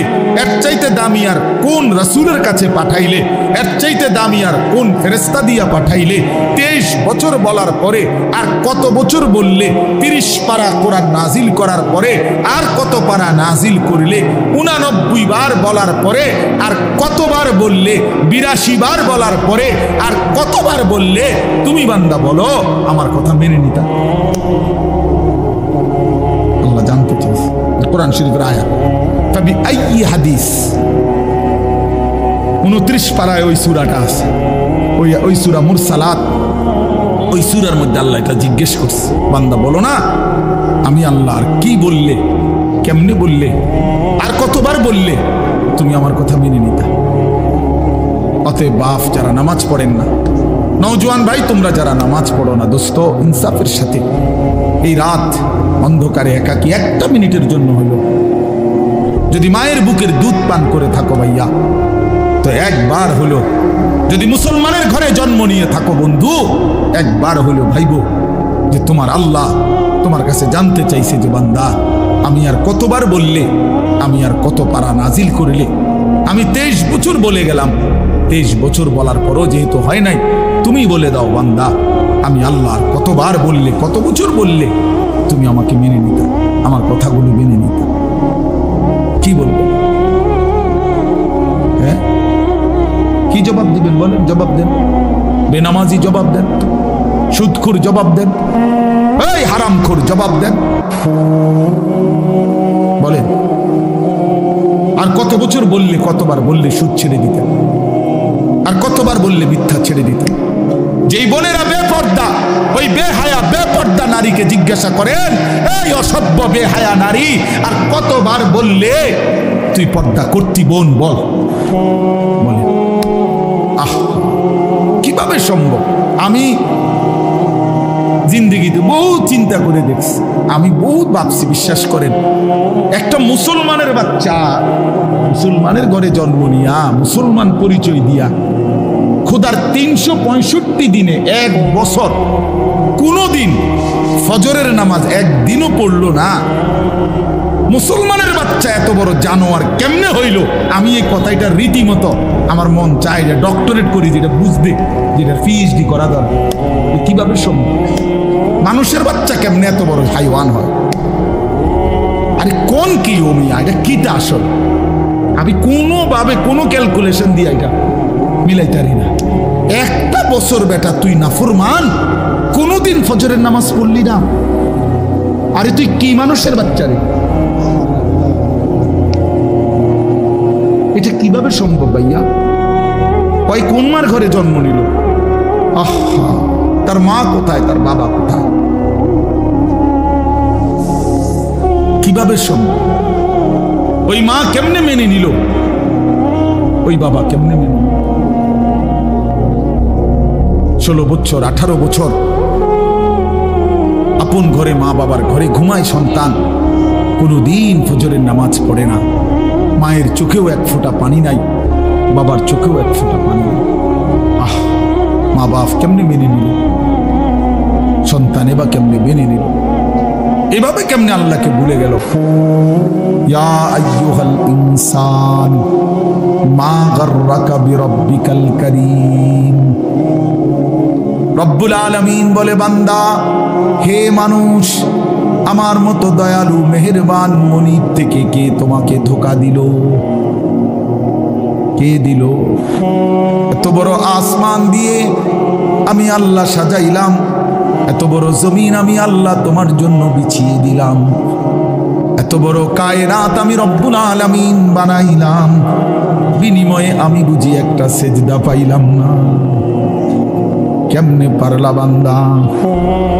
মা গাররাকা বিরাব্বিকাল কারীম। আল্লাহ বলে, বান্দা কে তোমারে ধোঁকা দিল? বান্দা এমন কোন বন্ধু পেলে, এমন কাকে পেয়ে গেলা বান্দা, যাকে পেয়ে তুমি আমার মতো মালিককে ছেড়ে দিলা? 7 আসমান দিয়ে 7 জমিন দিয়ে 24 ঘন্টা নিঃশ্বাস দিলাম, চোখ নাক কান দেহ অঙ্গ প্রত্যঙ্গ সচল রাখলাম, এত কিছুর বিনিময়ে আমি বুঝি তুমি বান্দার দিল মন পাইলাম না, তোমার বুঝি দিল গলাইতে পারলাম না? আহ, হায় কোনো এক বেনামাজি কেউ যদি এখানে থাকো ভাই, 1 মিনিট ভাই, আজকেই ভাই, ঘুমাইবার আগেই ভাই, নবীজি জিজ্ঞেস করবে, উম্মত আমি 23 বছর উম্মত, হাসরের ময়দানে নবী বলবে, আমলনামা দেখাইয়া বলবে, প্রত্যেককে সুপারিশের জন্য নবীজির কাছে চাইতে হলে আমলনামা জমা দিতে হবে। ও মা, সুপারিশের কোনো কাগজপত্র নাই, কথা কোনা, কোনো নিয়ম কানুন নাই নাকি? হ্যাঁ, কোনো ফাইল জমা দিতে হবে না তো? তো নবীজি তো দেখবে, নবীজির সামনে তো আপনাকে বলতে হবে, ইয়া রাসূলুল্লাহ, এই যে আনিসুর রহমান আশরাফি, এইটা আমার ফাইল, আপনি দেখেন, আমার জন্য একটু সুপারিশ করুন আল্লাহর কাছে। আল্লাহর নবী দেখবে 30 বছর সুদের ব্যবসা, 60 বছর বয়স, 60 বছর পর্যন্ত বিড়ি সিগারেট খাইয়া গেছে। 30 বছর, 60 বছর বয়স, কোনদিন গালি ছাড়া কথা বলে না। ছেলেটা বেনামাজি, মেয়েটা বেপর্দা, স্ত্রী বেপর্দা। মৃত্যু পর্যন্ত আমার উম্মতের ঘরে প্রতিদিন রঙিন টেলিভিশনে নাচ গান নর্তকীর ছবি চলছে। তার ছেলে মেয়ে নাতি নাতনি বসে নাচ গান নাটক সিনেমা দেখে গেছে। কোনদিন গালি ছাড়া কথা বলে না, হালাল রোজগার বলতে কিছু নাই। ফজরের নামাজ 1000 পৃষ্ঠা উল্টাইও, ফজরের নামাজ বলতে কিছু নাই।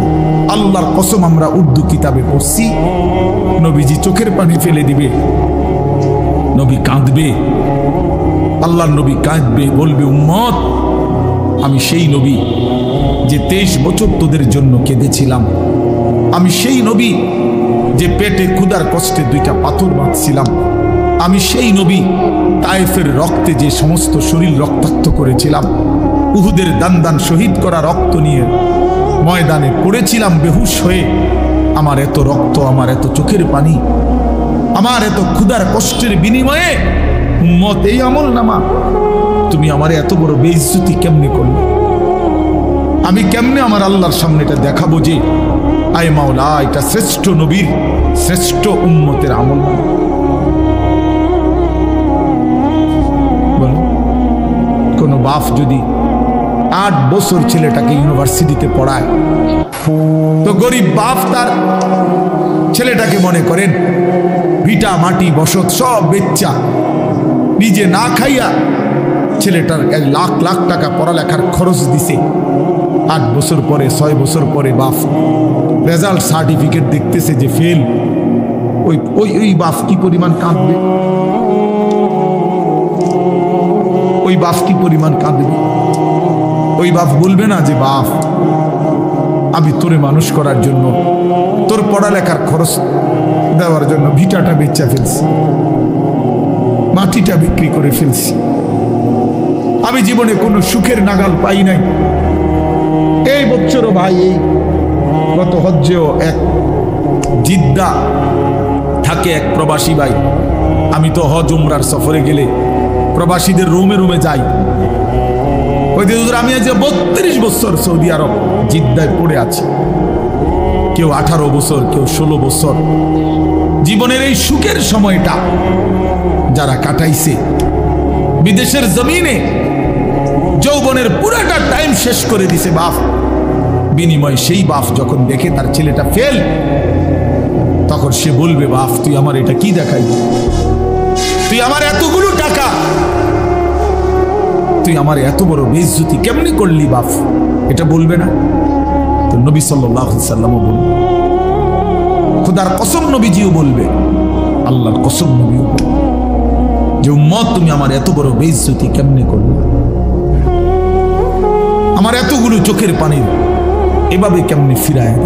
এই জন্য একজনই, আমি আবারও বলছি, আমি সংখ্যায় বিশ্বাসী না, কয়জন শুনছে খোদার কসম আমার এটা কোনো ফিকির না, আমি এক ফিকিরের বিশ্বাসী, যে একজনই বুঝেন, একজন প্রিয় নবী সাল্লাল্লাহু আলাইহি সাল্লাম এবং সাহাবায়ে কেরামের কলিজার মধ্যে এই ফিকির ছিল মৃত্যু পর্যন্ত, যে আল্লাহ পাকের এক এক বান্দা কিভাবে জাহান্নাম থেকে বাঁচে। এটাই ফিকির, এটাই আমাদের জিন্দেগি। হাদিসের মধ্যে আছে, আল্লাহর নবী সাল্লাল্লাহু আলাইহি ওয়াসাল্লাম তিনি বলছেন, ওয়া আনা আখিযুন বিহুজাজিকুম। এবছর ইজতেমার মাঠে দ্বিতীয় দিন মাগরিবের নামাজের পরে আমাদের দাওয়াত ও তাবলীগের বিশ্ববিখ্যাত মুরব্বী হযরত মাওলানা আহমদ লাট সাহেব দামাত বারাকাতুহুল আলিয়া এই বয়ানে এটা বলছিলেন। আমি নিজে মাঠে বসে শুনছি যে আল্লাহর নবী সাল্লাল্লাহু আলাইহি ওয়াসাল্লামের হাদিস, এটা আমরাও পড়ছি। নবী সাল্লাল্লাহু আলাইহি ওয়াসাল্লাম বলছেন, ওয়া আনা আখিযুন বিহুজাজিকুম। আল্লাহর নবী বলেন, উম্মত আমি তোমাদেরকে জাহান্নাম থেকে বাঁচাইতে চাই কিভাবে। এটার উদাহরণ দিতে গিয়ে নবীজি এই কথাটা বলছেন। আমি একটা জিনিস দেখাবো, মানে আমি ওনারে মহব্বত করি, তা আমি ওনার হাত ধরে বললাম, ভাই আপনার আমি হাতে ধরে বললাম, আপনি যায়েন না, এটা আগুন, আপনি ধ্বংস হয়ে যাবেন। উনি ঝটকা দিয়ে আমার হাত ছাড়াই নিল, এটা সম্ভব। আমি ওনার ঘাড়ে হাত দিলাম, কাঁধে হাত দিলাম, ভাই আল্লাহর দোহাই আপনি যাইয়েন না, ধ্বংস হয়ে যাবেন, ওইটা আগুন। উনি আমার কাঁধের থেকে হাত সরাইয়া ফেলে দিল, এটাও সম্ভব। কিন্তু আমি যখন ভালোবাসার কারণে আমার সিদ্ধান্ত আমি তাকে বাঁচাবই, আমার ভাইকে, তখন আমি তার কোমরে জড়াইয়া ধরলাম, জড়াইয়া কোমরে ধইরা বললাম, না ভাই আমি তোমাকে ওই আগুনে পড়তে দিব না, আমি যাইতে দেব না তোমারে। আল্লাহর কসম নবীজি বলছে, উম্মত আমি আমার এক এক উম্মতকে কোমরে জড়াইয়া ধইরা জাহান্নামের আগুন থেকে বাঁচাইতে চাই। কোমরে জড়াইয়া ধরলে ছুটা বড় কঠিন, কঠিন না? হাতে না ছেড়াই দিলেন, কাঁধের হাতে না ফেলে দিলেন, কিন্তু কোমরে জড়াইয়া ধরলে কেমনে ছাড়বেন? তো নবী এটা বলছে, ওয়া আনা আখিযুন বিহুজাজিকুম, আমি তোমাদেরকে কোমরে জড়াইয়া ধরে চাই, তবু আমার উম্মত বেঁচে যাক, আমার এক এক উম্মত বেঁচে যাক, জাহান্নাম থেকে বাঁচো। আমার দোস্ত, আমার বাপ, আমার ভাই ফিরতেই হবে, জাহান্নাম থেকে বাঁচতেই হবে। দোস্ত বিষয়টা মামুলি মনে করেন, এটা একটা ওয়াজ করছি এই জন্য, আর 10 জন বক্তা ওয়াজ করছেন, আমিও করছি না রে ভাইয়া, এই জন্য না। সারাটা দিন রাত এই দৌড়ের উপরে থাকি, দৌড়ের উপরে থাকি। এই জন্য বললাম আমরা এক ফিকির, আমাদের আপনাকে এটা ভাবতে হবে, জাহান্নাম থেকে বাঁচতেই হবে বন্ধু। কোরআনে আল্লাহ বারবার একটা কথা বলছে নবীজিকে, আমাদের নবীকে পর্যন্ত আল্লাহ বলছে, বন্ধু ওমা আদরাকা মা হিয়া, এই বন্ধু জাহান্নামের আগুন কেমন আপনি জানেন? নবীজিকে বলছে আল্লাহ, নারুন হামিয়া, বন্ধু আপনাকে বলছি, লেলিহান আগুনের ধাউ ধাউ শিখা জাহান্নামের আগুন। ওমা আদরাকা মাল হুতামা, আল্লাহ বলছে বন্ধু হুতামা নামক জাহান্নামের আগুন কেমন জানেন?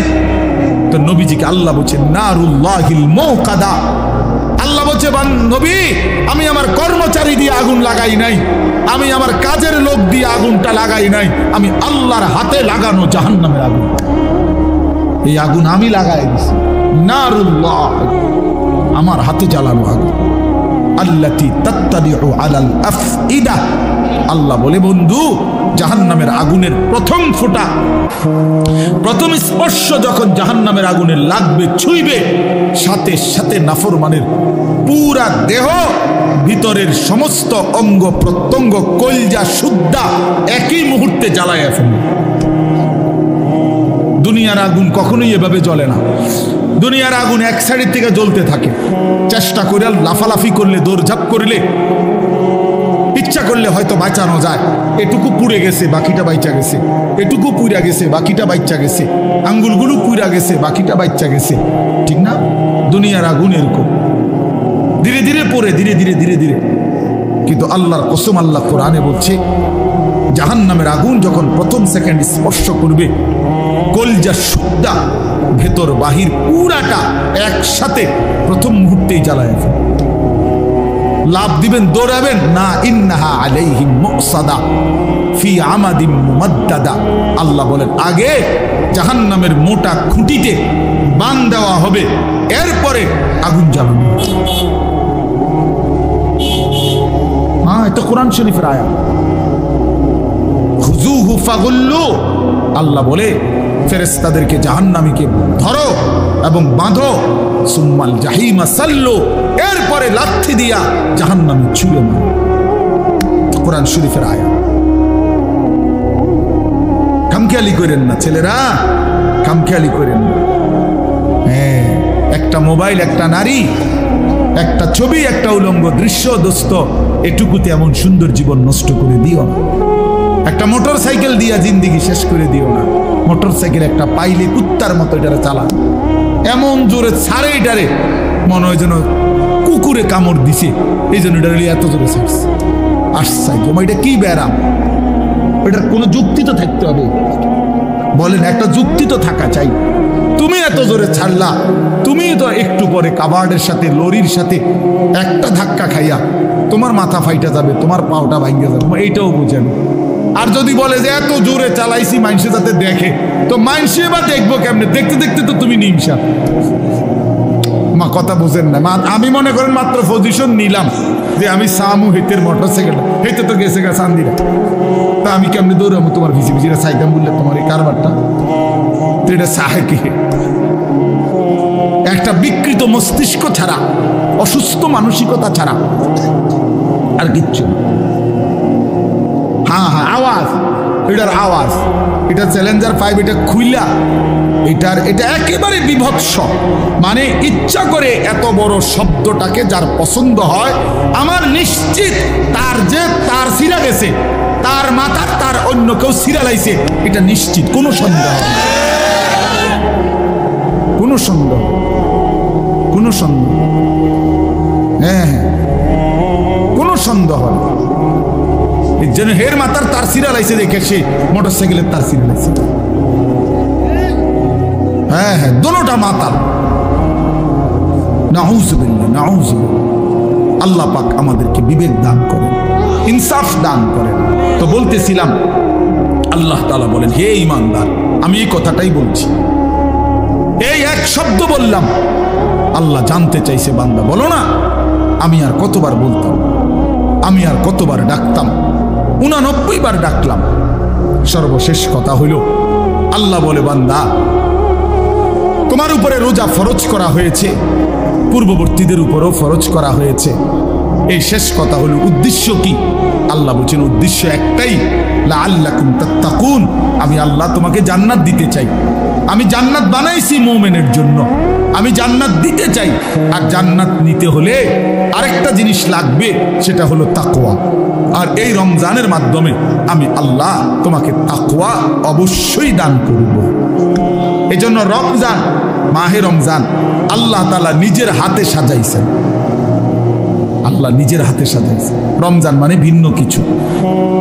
ইমানদারের জন্য রমজান আলাদা, যার কলিজায় আখিরাত আছে, যে কবরের ফিকির করে, যে পরকালের ফিকির করে, খোদার কসম, তার রমজান ভিন্ন কিছু, তার রমজান ভিন্ন। আমরা কিতাবে পড়ছি, আকাবির কা রমাদান, পূর্ববর্তী বুজুর্গদের রমজান কেমন ছিল, ওইখানে বহু বুজুর্গের জীবনীতে লিখছে, রমজান আসলে ওনার আশেপাশে আওয়াজ উঠত, শায়েখের এখন রমজান, হজরতের এখন রমজান, উনি পৃথিবী থেকে আলাদা। ইমাম মালিক রাহমাতুল্লাহ আলাইহি মদিনার ইমাম ছিলেন, জগৎ বিখ্যাত ইমাম ছিলেন। রমজান আসলে সমস্ত দর্স তাদরিস, সমস্ত ফতুয়া মাসাইল সব বন্ধ করে দিয়ে শুধু আল্লাহর কোরআন তিলাওয়াত আর রমজানের বন্দিগির মধ্যে ডুবে যাইত। আমরা যে দাওয়াত ও তাবলীগের যে কিতাব তালিম হয়, ফাজাইলে আমাল, এই কিতাবের যিনি লেখক শেখুল হাদিস হযরত মাওলানা জাকারিয়া রাহমাতুল্লাহ আলাইহি সারা পৃথিবীব্যাপী বুজুর্গ ছিলেন। 60 বছর আল্লাহর নবীর সাল্লাল্লাহু আলাইহি সাল্লামের হাদিস পড়াইছেন। 11 বছর যিনি নবীজির রওজা পাকে মদিনার মসজিদে নববীতে আল্লাহ রসুলের হাদিস পড়াইছেন। ওই এতের লগে হাতেতে হইনা মনে করেন না এটা একটা জানতেন বই, হ্যাঁ, না না, উনি এই একটা বইয়ের লেখক না। এই উম্মতের জন্য এই হিন্দুস্তানের মধ্যে ইলমে হাদিসের ব্যাখ্যা এবং রাসূলুল্লাহ সাল্লাল্লাহু আলাইহি ওয়াসাল্লামের হাদিসের উপরে সবচেয়ে বেশি কিতাব যারা লিখছেন, তার মধ্যে অন্যতম প্রথম 3 জনের নামও যদি আসে, এর মধ্যে এই 3 জনের একজন হবে শেখুল হাদিস হযরত মাওলানা জাকারিয়া রাহমাতুল্লাহ আলাইহি, এই যিনি ফাজাইলে আমাল লিখছে। হ্যাঁ হ্যাঁ, এটা খামখেয়ালি কিতাব না, এটা আঙ্গাল কাঙ্গালে লিখছে না। কাঙ্গাল কাঙ্গালে লিখছেন এটা। 60 বছর যিনি রাসূলুল্লাহ সাল্লাল্লাহু আলাইহি সাল্লামের হাদিস পড়াইছেন। আমি নিজ চোখে দেখছি মক্কার হারামে, আল্লাহর ঘর যেখানে, মসজিদে হারামের যে লাইব্রেরি, ওই লাইব্রেরিতে আপনার শেখুল হাদিস হযরত মাওলানা জাকারিয়া রাহমাতুল্লাহর লিখিত কিতাব আউজাজুল মাসালিক, হাদিসের একটা বড় কিতাব, ওইটা ওইখানে, অর্থাৎ একজন অনারবি, উনি হিন্দুস্তানের মানুষ, কিন্তু ওনার কিতাব এই আরবের মানুষ হারামের লাইব্রেরির মধ্যে শোভা পাচ্ছে। আরব ওলামায়ে কেরাম ওনার কিতাব মুতালা করে। আফ্রিকা, গোটা আফ্রিকা অঞ্চলে লক্ষ মানুষ ওনার হাতে আল্লাহর দ্বীন পাইছে। সারা পৃথিবী জুড়ে ওনার অগণিত ভক্ত আছে। এই মানুষটা এত বেশি হাদিসের খেদমত করতেন, কিতাব লিখতেন, ফতুয়া দিতেন, মাসআলা বলতেন, একজন আল্লাহওয়ালা সাধক ছিলেন। সব কিছুর ব্যস্ততার পরেও রমজান আসতো, সাথে সাথে একেবারে দরজা বন্ধ করে একাকী আল্লাহর ইবাদতে ডুবে যেত। আমরা কিতাবে পড়ছি ওই সময় উনার এলাকার যে সাহারানপুরের রেল স্টেশনের কুলি পর্যন্ত উনার কাছে কেউ যদি রমজানে আসতো দেখা করতে, ওই কুলিয়ে পর্যন্ত কইতো ইন্না লিল্লাহ। আপনি জানেন না শায়েখের এখন রমজান মাস, শায়েখের এখন রমজান মাস, কথা বুঝেন নাই? এই তো তাহলে সবাই জানতো এটা। কুলি রেল স্টেশনের কুলি পর্যন্ত বলতো শায়েখের এখন রমজান মাস। এই জন্য বাপ, রমজান মানে ইমানদারের জন্য ভিন্ন কিছু, মুমিনের জন্য রমজান আলাদা। রমজানই একমাত্র মাস আল্লাহ নিজে যেটার নাম উল্লেখ করছেন, শাহরু রমাদান আল্লাযী উনজিলা ফীহিল কুরআন। এই যে রমজান মাস, এই শব্দটা কে উল্লেখ করছে? কোরআনের শব্দ। রমজান মাস, এই কথাটা কিসের শব্দ? আচ্ছা, তো এই শব্দ এই জন্য আমি সবসময় বলি যে রমজান মাস এটা পৃথিবীতে উচ্চারিত হয় কতবার, কতদিন? প্রতিদিন। মাশাআল্লাহ, কতদিন? প্রতিদিন, সারা বছর। কেমনে বুঝলেন? কারণ কোরআনুল কারীম সারা বছর প্রতিনিয়ত তেলাওয়াত হয়। কেউ এদিক দিয়া পড়তেছে, কেউ পিছন দিয়া, কেউ খতম করতেছে, কেউ সবক শেষ করতেছে, কেউ এই শব্দের সবক শুনাইতেছে। তার মানে শাহরু রমাদান, রমজান মাস, রমজান মাস, এই শব্দ আল্লাহর জমিনে সারা বছর উচ্চারিত হয়। কোনো না কোনো হাফেজে কোরআন, কোনো না কোনো কোরআনের তিলাওয়াতকারী পড়তেছে, তেলাওয়াত করতেছে, এই শব্দ বলতেছে, জমিনে উচ্চারণ হইতেছে, সারা জমিনে এটা উচ্চারিত। এই জন্য রমজান দামি মাস। রমজান আলাদা বাপ, রমজান আলাদা, রমজান মুমিনের জন্য আলাদা। আল্লাহ তাআলা নিজ হাতে রমজানকে সাজিয়েছেন। আল্লাহ বলছে রমজান আমি সাজাইলাম। এই যে প্যান্ডেল আপনারা সাজাইছেন, রমজান আল্লাহ নিজে সাজাইছেন। আল্লাহ বলে বান্দা দেখো আমার সাজটা আমি সেট আপ করলাম, রমজান তুমি শুনো আমার কাছে। তো আল্লাহ নিজে বলতেছে বান্দা, 1 নম্বরে বিগত 11 মাসের সমস্ত হুকুম আহকাম যথারীতি বহাল থাকবে। যেটা যেমনে আছে, যেটা হালাল এখনো হালাল, যেটা হারাম এখনো হারাম, 5 ওয়াক্ত নামাজ সহ অন্যান্য বিধান এটাও চলমান। অতিরিক্ত আরো কিছু ইবাদত দিলাম। পুরা 1 মাস রোজা, পুরা মাস ইফতার, পুরা মাস সাহরি, পুরা মাস 20 রাকাত তারাবি। তাহলে এই সবগুলো নতুন ইবাদত, মানে রমজান উপলক্ষে নতুন সংযোজন, ঠিক কিনা বলেন? ব্যবসায়ী সিজনে অতিরিক্ত মাল উঠায়। এখন কাপড় ব্যবসায়ীরা গিয়া দেখেন 40 লাখ 50 লাখ টাকার মাল আরো অতিরিক্ত উঠাইছে, কারণ তার এখন সিজন, তার এখন কি সিজন। তা আল্লাহ তাআলা বলে বান্দা রমজান আমার অসংখ্য অগণিত বান্দাকে জাহান্নাম থেকে মাফ করার সিজন। রমজান আমার জান্নাত দেওয়ার সিজন। এই জন্য আমি আরো আলাদা ইবাদত উঠাইলাম। রোজা উঠাইলাম, নতুন ইবাদত। ইফতার এটাও ইবাদত, সাহারি এটাও ইবাদত, 20 রাকাত তারাবি এটাও ইবাদত। রমজানের শেষ দশকে আরো ইবাদত উঠাইলাম, আরো মাল উঠাইলাম আমি। রমজানের শেষ দশক এতেকাফ, আল্লাহর ঘরের বিধান, এতেকাফ করা এটাও ইবাদত। রমজানের শেষ দশকের বেজর রাত্রিতে সবে কদরের তালাশ এটাও ইবাদত।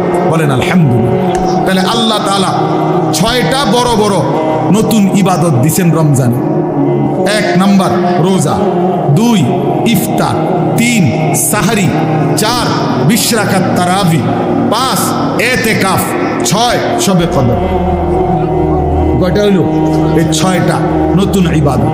এবার আল্লাহকে যদি বলেন আল্লাহ ইবাদত আগেরটির লগে আরো নতুন দিছেন বাড়াইয়া, নেকির কি অবস্থা, নেকি দিবেন কেমন? আল্লাহ বলতো সেটাও শোনো, আমি আল্লাহ আমার রাসূলের মাধ্যমে শুনাইছি একটা নফল ইবাদত ফরজের সমান, একটা ফরজ 70টা ফরজের সমান। হ্যাঁ, এরপরে একজন রোজাদারকে ইফতার করাইবা 3টা পুরস্কার, গুনাহ মাফ, গুনাহ মাফ, জাহান্নাম থেকে মুক্তি, রোজাদারের সমপরিমাণ নেকি। নেকি বাহিরটা কেমনে সাজাইলাম? আল্লাহ বলে বাহিরটা সাজাইলাম হলো এই, জান্নাতের দরজা খুলে দিলাম, জাহান্নামের দরজা বন্ধ করে দিলাম, সব শয়তান এবং দুষ্ট জিন শেকলে বন্দি করে দিলাম, সব দিক বন্ধ কইরা 8 গাট বাইন্দা, দুয়ার খোলা শুধু একটা, সব দিক ক্লিয়ার, এদিক কোনো আন্দিয়া বাইরিবার জায়গা নাই, দরজা শুধু এইটা, এইটা দিয়া ঢুকবা, এটা দিয়া বাহির হইবা। আল্লাহ যেন বলছে পুরা মাস আমি আল্লাহ নেকিও বাড়ায় দিলাম, ইবাদতও বাড়ায় দিলাম, জাহান্নামের দরজা বন্ধ করলাম, শয়তানকে বন্দি করলাম, জান্নাতের দরজা খোলা রাখলাম। এবার পুরা রমজান যেখান দিয়া রওনা দাও, কুমিল্লার থেকে, চিটাগাং থেকে, খুলনা থেকে, সিলেট থেকে, বাংলাদেশ থেকে, লন্ডন থেকে, ইউরোপ থেকে, আমেরিকা থেকে, সৌদি আরব থেকে, বাহরাইন থেকে, যেখান থেকেই আমার রমজানে রওনা দিবা, আমার বন্দিগি, আমার হুকুম মানবা, গুনাহ ছেড়ে দিবা, আমার ইবাদত করবা, মাস শেষে একটাই দরজা মিলবে, সেটা শুধুই জান্নাত, শুধুই জান্নাত, শুধুই জান্নাত। 30 দিনের মাথায়, 29 দিনের মাথায় সব ইমানদার জান্নাতে ঢুকবে, কারণ দরজা তো খোলাই শুধু জান্নাতে। বুঝেন নাই কথা? লাআল্লাকুম তাত্তাকুন, এজন্য রব্বুল আলামিন বলছে আমি মুত্তাকি বানিয়ে দেব। অতএব বাপ কদর করে, কদর করে, কদর করে, আল্লাহ বলছে মুত্তাকি বানিয়ে দেব। হ্যাঁ হ্যাঁ, বিদেশের জন্য আপনার ফ্লাইটের জন্য 2টা জিনিস দরকার, একটা পাসপোর্ট, একটা ভিসা। এই যে আমার পাসপোর্টও হয়েছে, ভিসাও হয়েছে, আমার ফ্লাইট সোমবারে, উমরার ফ্লাইট 24 তারিখ। তো এখানেও আল্লাহ তাআলা বলছে ইয়া আইয়ুহাল্লাযীনা আমানু, হে ঈমানদার, আমি তোমার ঈমানের পাসপোর্ট নিলাম। 30 দিন কথা মতো চলবা, অথবা 29 দিন, 31 দিন লাগবে না, 30 দিনের মাথায় ঈমানের পাসপোর্টে আমি আল্লাহ তাকওয়ার ভিসা লাগায় দেব, ঈদের দিন ফ্লাইটে উঠে দেব। যা, ঈদের দিন জান্নাতের ফ্লাইট। ফ্লাইট কোন দিন? ভিসা লাগবে কয় দিনে? 30 দিন, অথবা 29 দিন, 31 দিন, 31 দিন নেব না, 30 দিনে ভিসা, 29 দিনে ভিসা। এই জন্য আমরা রমজানকে কদর করবো তো ইনশাআল্লাহ। সর্বশেষ অনুরোধ হইল আল্লাহর ওয়াস্তে নিজের মা বোন, নিজের স্ত্রী কন্যাকে এত বড় শ্রেষ্ঠতম রমজানে আল্লাহ রহমত দিতে চায়, মাগফিরাত দিতে চায়, জাহান্নাম থেকে নাজাত দেয়, আল্লাহ 70 গুণ নেকির পরিমাণ বাড়ায়া দেয়।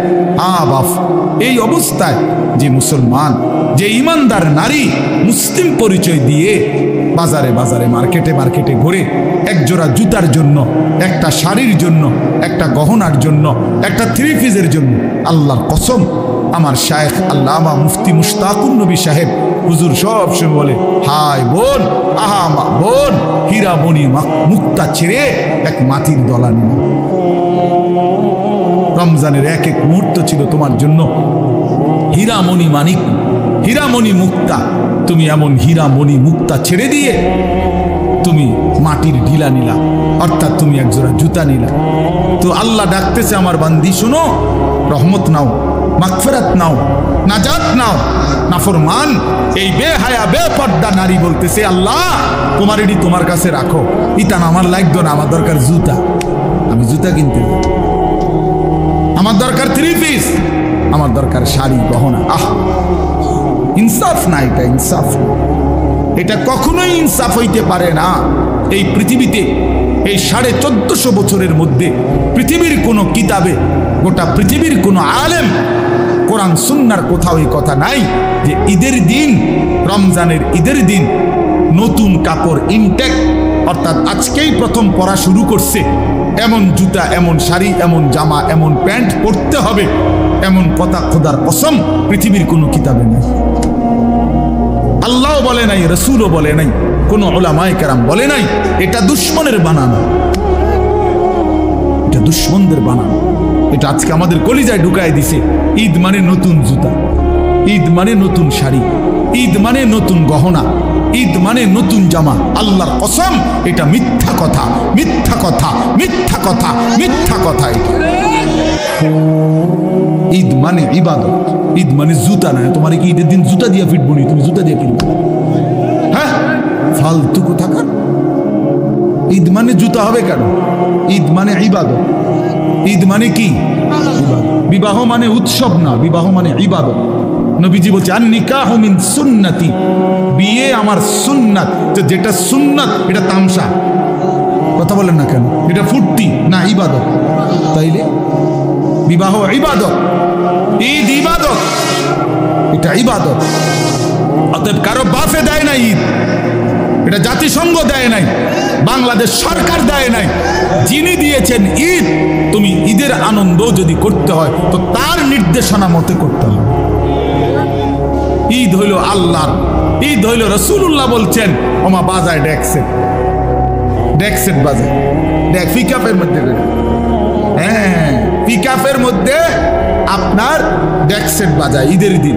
ও ক্যান্টনমেন্ট থেকে চান্দিনা, চান্দিনার থেকে ক্যান্টনমেন্ট, ক্যান্টনমেন্ট থেকে এলিটগঞ্জ, এলিটগঞ্জ থেকে ক্যান্টনমেন্ট, পিকআপে কইরা আপনার পিকআপের মধ্যে ডেকসেট বাজে, গান বাজে, আর সাথে 12, 14, 16 জন এরাও কুত্তার মতো লাফায়, কুত্তার মতো লাফায়। আমার ছেলে জিগাইছিল আমার একদিন ঈদের দিন, ছোট ছেলে জাব্বু এরা এরম লাফায় গা।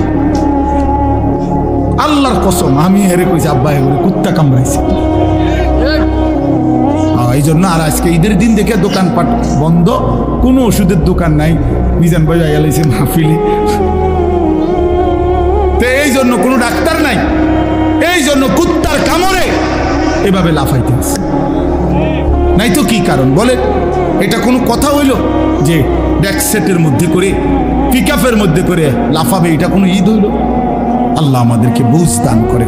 এজন্য বাপ আমি যেটুকু সম্ভব আপনাদেরকে বললাম, আপনারা দয়া করে রমজানকে কদর করবেন, বলেন ইনশাআল্লাহ। প্রিয় যুবক ভাই, নওজোয়ান ভাই, তোমাদের কাছে আমার অনুরোধ, রমজানকে সামনে রেখে নিজেকে পরিবর্তনের সিদ্ধান্ত নাও। পুরা রমজান গুনাহ ছেড়ে দাও বাপ, পুরা রমজান 20 রাকাত পূর্ণ তারাবি পড়ো ভাই। তারাবি 20 রাকাতে, তারাবি বাস্তবিক অর্থে 20 রাকাত, আসলেই 20। সর্বোচ্চ গবেষণা এবং 1450 বছরে আল্লাহর কসম, রব্বে কাবার কসম, উম্মতের সংখ্যাগরিষ্ঠ ওলামায়ে কেরামের সিদ্ধান্ত এটাই যে তারাবি 20 রাকাত। তারাবি 8 রাকাত না, 8 রাকাত তাহাজ্জুদ, 8 রাকাত তাহাজ্জুদের নামাজ, অর্থাৎ 20 রাকাত তারাবি প্রথম রাতে পড়ার পরে ইচ্ছে করলে ভোর রাত্রে আপনি আবার 8 রাকাত তাহাজ্জুদ পড়তে পারেন, কোনো অসুবিধা নেই। ওটা তাহাজ্জুদ পড়বেন। আবার রমজান মাসে তাহাজ্জুদ কি হয়ে যায় না, রহিত হয়ে যায় না। সারা বছরের মতো রমজানেও তাহাজ্জুদের হুকুম চলমান থাকে, এটা আলাদা হুকুম। আর তারাবি নতুন হুকুম, কথা বোঝেন নাই? এটা কি নতুন আমল। 20 রাকাতই তারাবি। কয় রাকাত বলেন? 20 রাকাতে। বই একটা জিনিস মনে রাখবেন, ওই যে আল্লাহ ওয়াদা দিছে রমজানেই আমি মুত্তাকি বানাবো, 1 মাসেই মুত্তাকি, 1 মাসেই জান্নাতি। এই জন্য আল্লাহ তাআলা রমজানের হিসাব অন্য জায়গায় নেয় না। রমজানের হিসাব রমজানেই ক্লিয়ার, ডেলিটা ডেলি ক্লিয়ার। হ্যাঁ, ডেলির হিসাব আপনার। এই জন্য আপনার আমি সহজ উদাহরণ বলি, এই শেষ উদাহরণটা। ফজরের নামাজের ফরজ কয় রাকাত? জোহরের ফরজ কয় রাকাত? আসরের ফরজ কয় রাকাত? কত হইল? 10। মাগরিবের ফরজ কয় রাকাত? কত হইল? 13। এশার ফরজ কয় রাকাত? কত হইল? 17। বুঝতেছেন কিনা? বিতির ওয়াজিব কয় রাকাত? 3 রাকাত। কত হলো? এই সব কিতাবে আছে। বান্দা যদি ফরজ এবং ওয়াজিব আমলের মধ্যে কোনো ত্রুটি হয়, কমতি হয়, ঘাটতি হয়, তাহলে সুন্নত নফল দ্বারা আল্লাহ তাআলা ওই ঘাটতি কমতি পূরণ করে বরাবর করে দেয়। এই জন্য প্রতিদিন 20 রাকাত ফরজ এবং ওয়াজিব নামাজ, এই আজকের দিনে যা হইল রমজানে, তো আজকেই আবার রাতে 20 রাকাত তারাবির মাধ্যমে আল্লাহ তাআলা ওই 20 রাকাত ফরজ ওয়াজিবের ঘাটতি পূরণ করে ডেইলির হিসাব ডেইলি মিলাইয়া শেষের দিনে জান্নাত দিয়ে দেয়। হ্যাঁ, এটা বলে হুজুর আপনি এটা বানাইয়া করলেন না, খোদার কসম এটা বানাইয়া বলি নাই, এটা কিতাবে আছে। বানাইয়া কমু কিতাবে, এতক্ষণ কথা কইছি না বানাইয়া, অন শেষের বেলায় একটা কথা মিশা কথা কোনের কি দরকার? কথা আমার বলেন না, বুঝেন নাই কথাটা? এটা আমার স্বার্থ কি? তারাবির নামাজ আপনার 20 রাকাত পড়াইলে আমার স্বার্থ কি? আলগা বেনিফিট কি? এতে করে আমার 10টা টাকা আইব নাকি? তো এনে কি এর মধ্যে এনে বেনিফিট তো নাই আলাদা।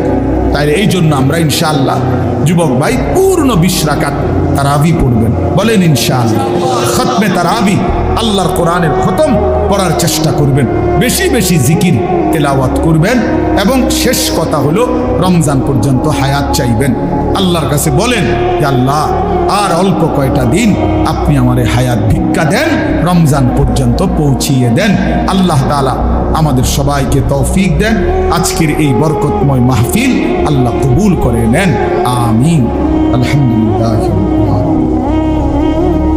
আল্লাহুম্মা আনতাস সালাম ওয়া মিনকাস সালাম, তাবারাকতা ইয়া যাল জালালি ওয়াল ইকরাম, ইয়া আরহামার রাহিমিন, ইয়া আরহামার রাহিমিন, ইয়া আরহামার রাহিমিন। রব্বানা যালামনা আনফুসানা ওয়া ইল্লাম তাগফির লানা ওয়া তারহামনা লানাকুনান্না মিনাল খাসিরিন।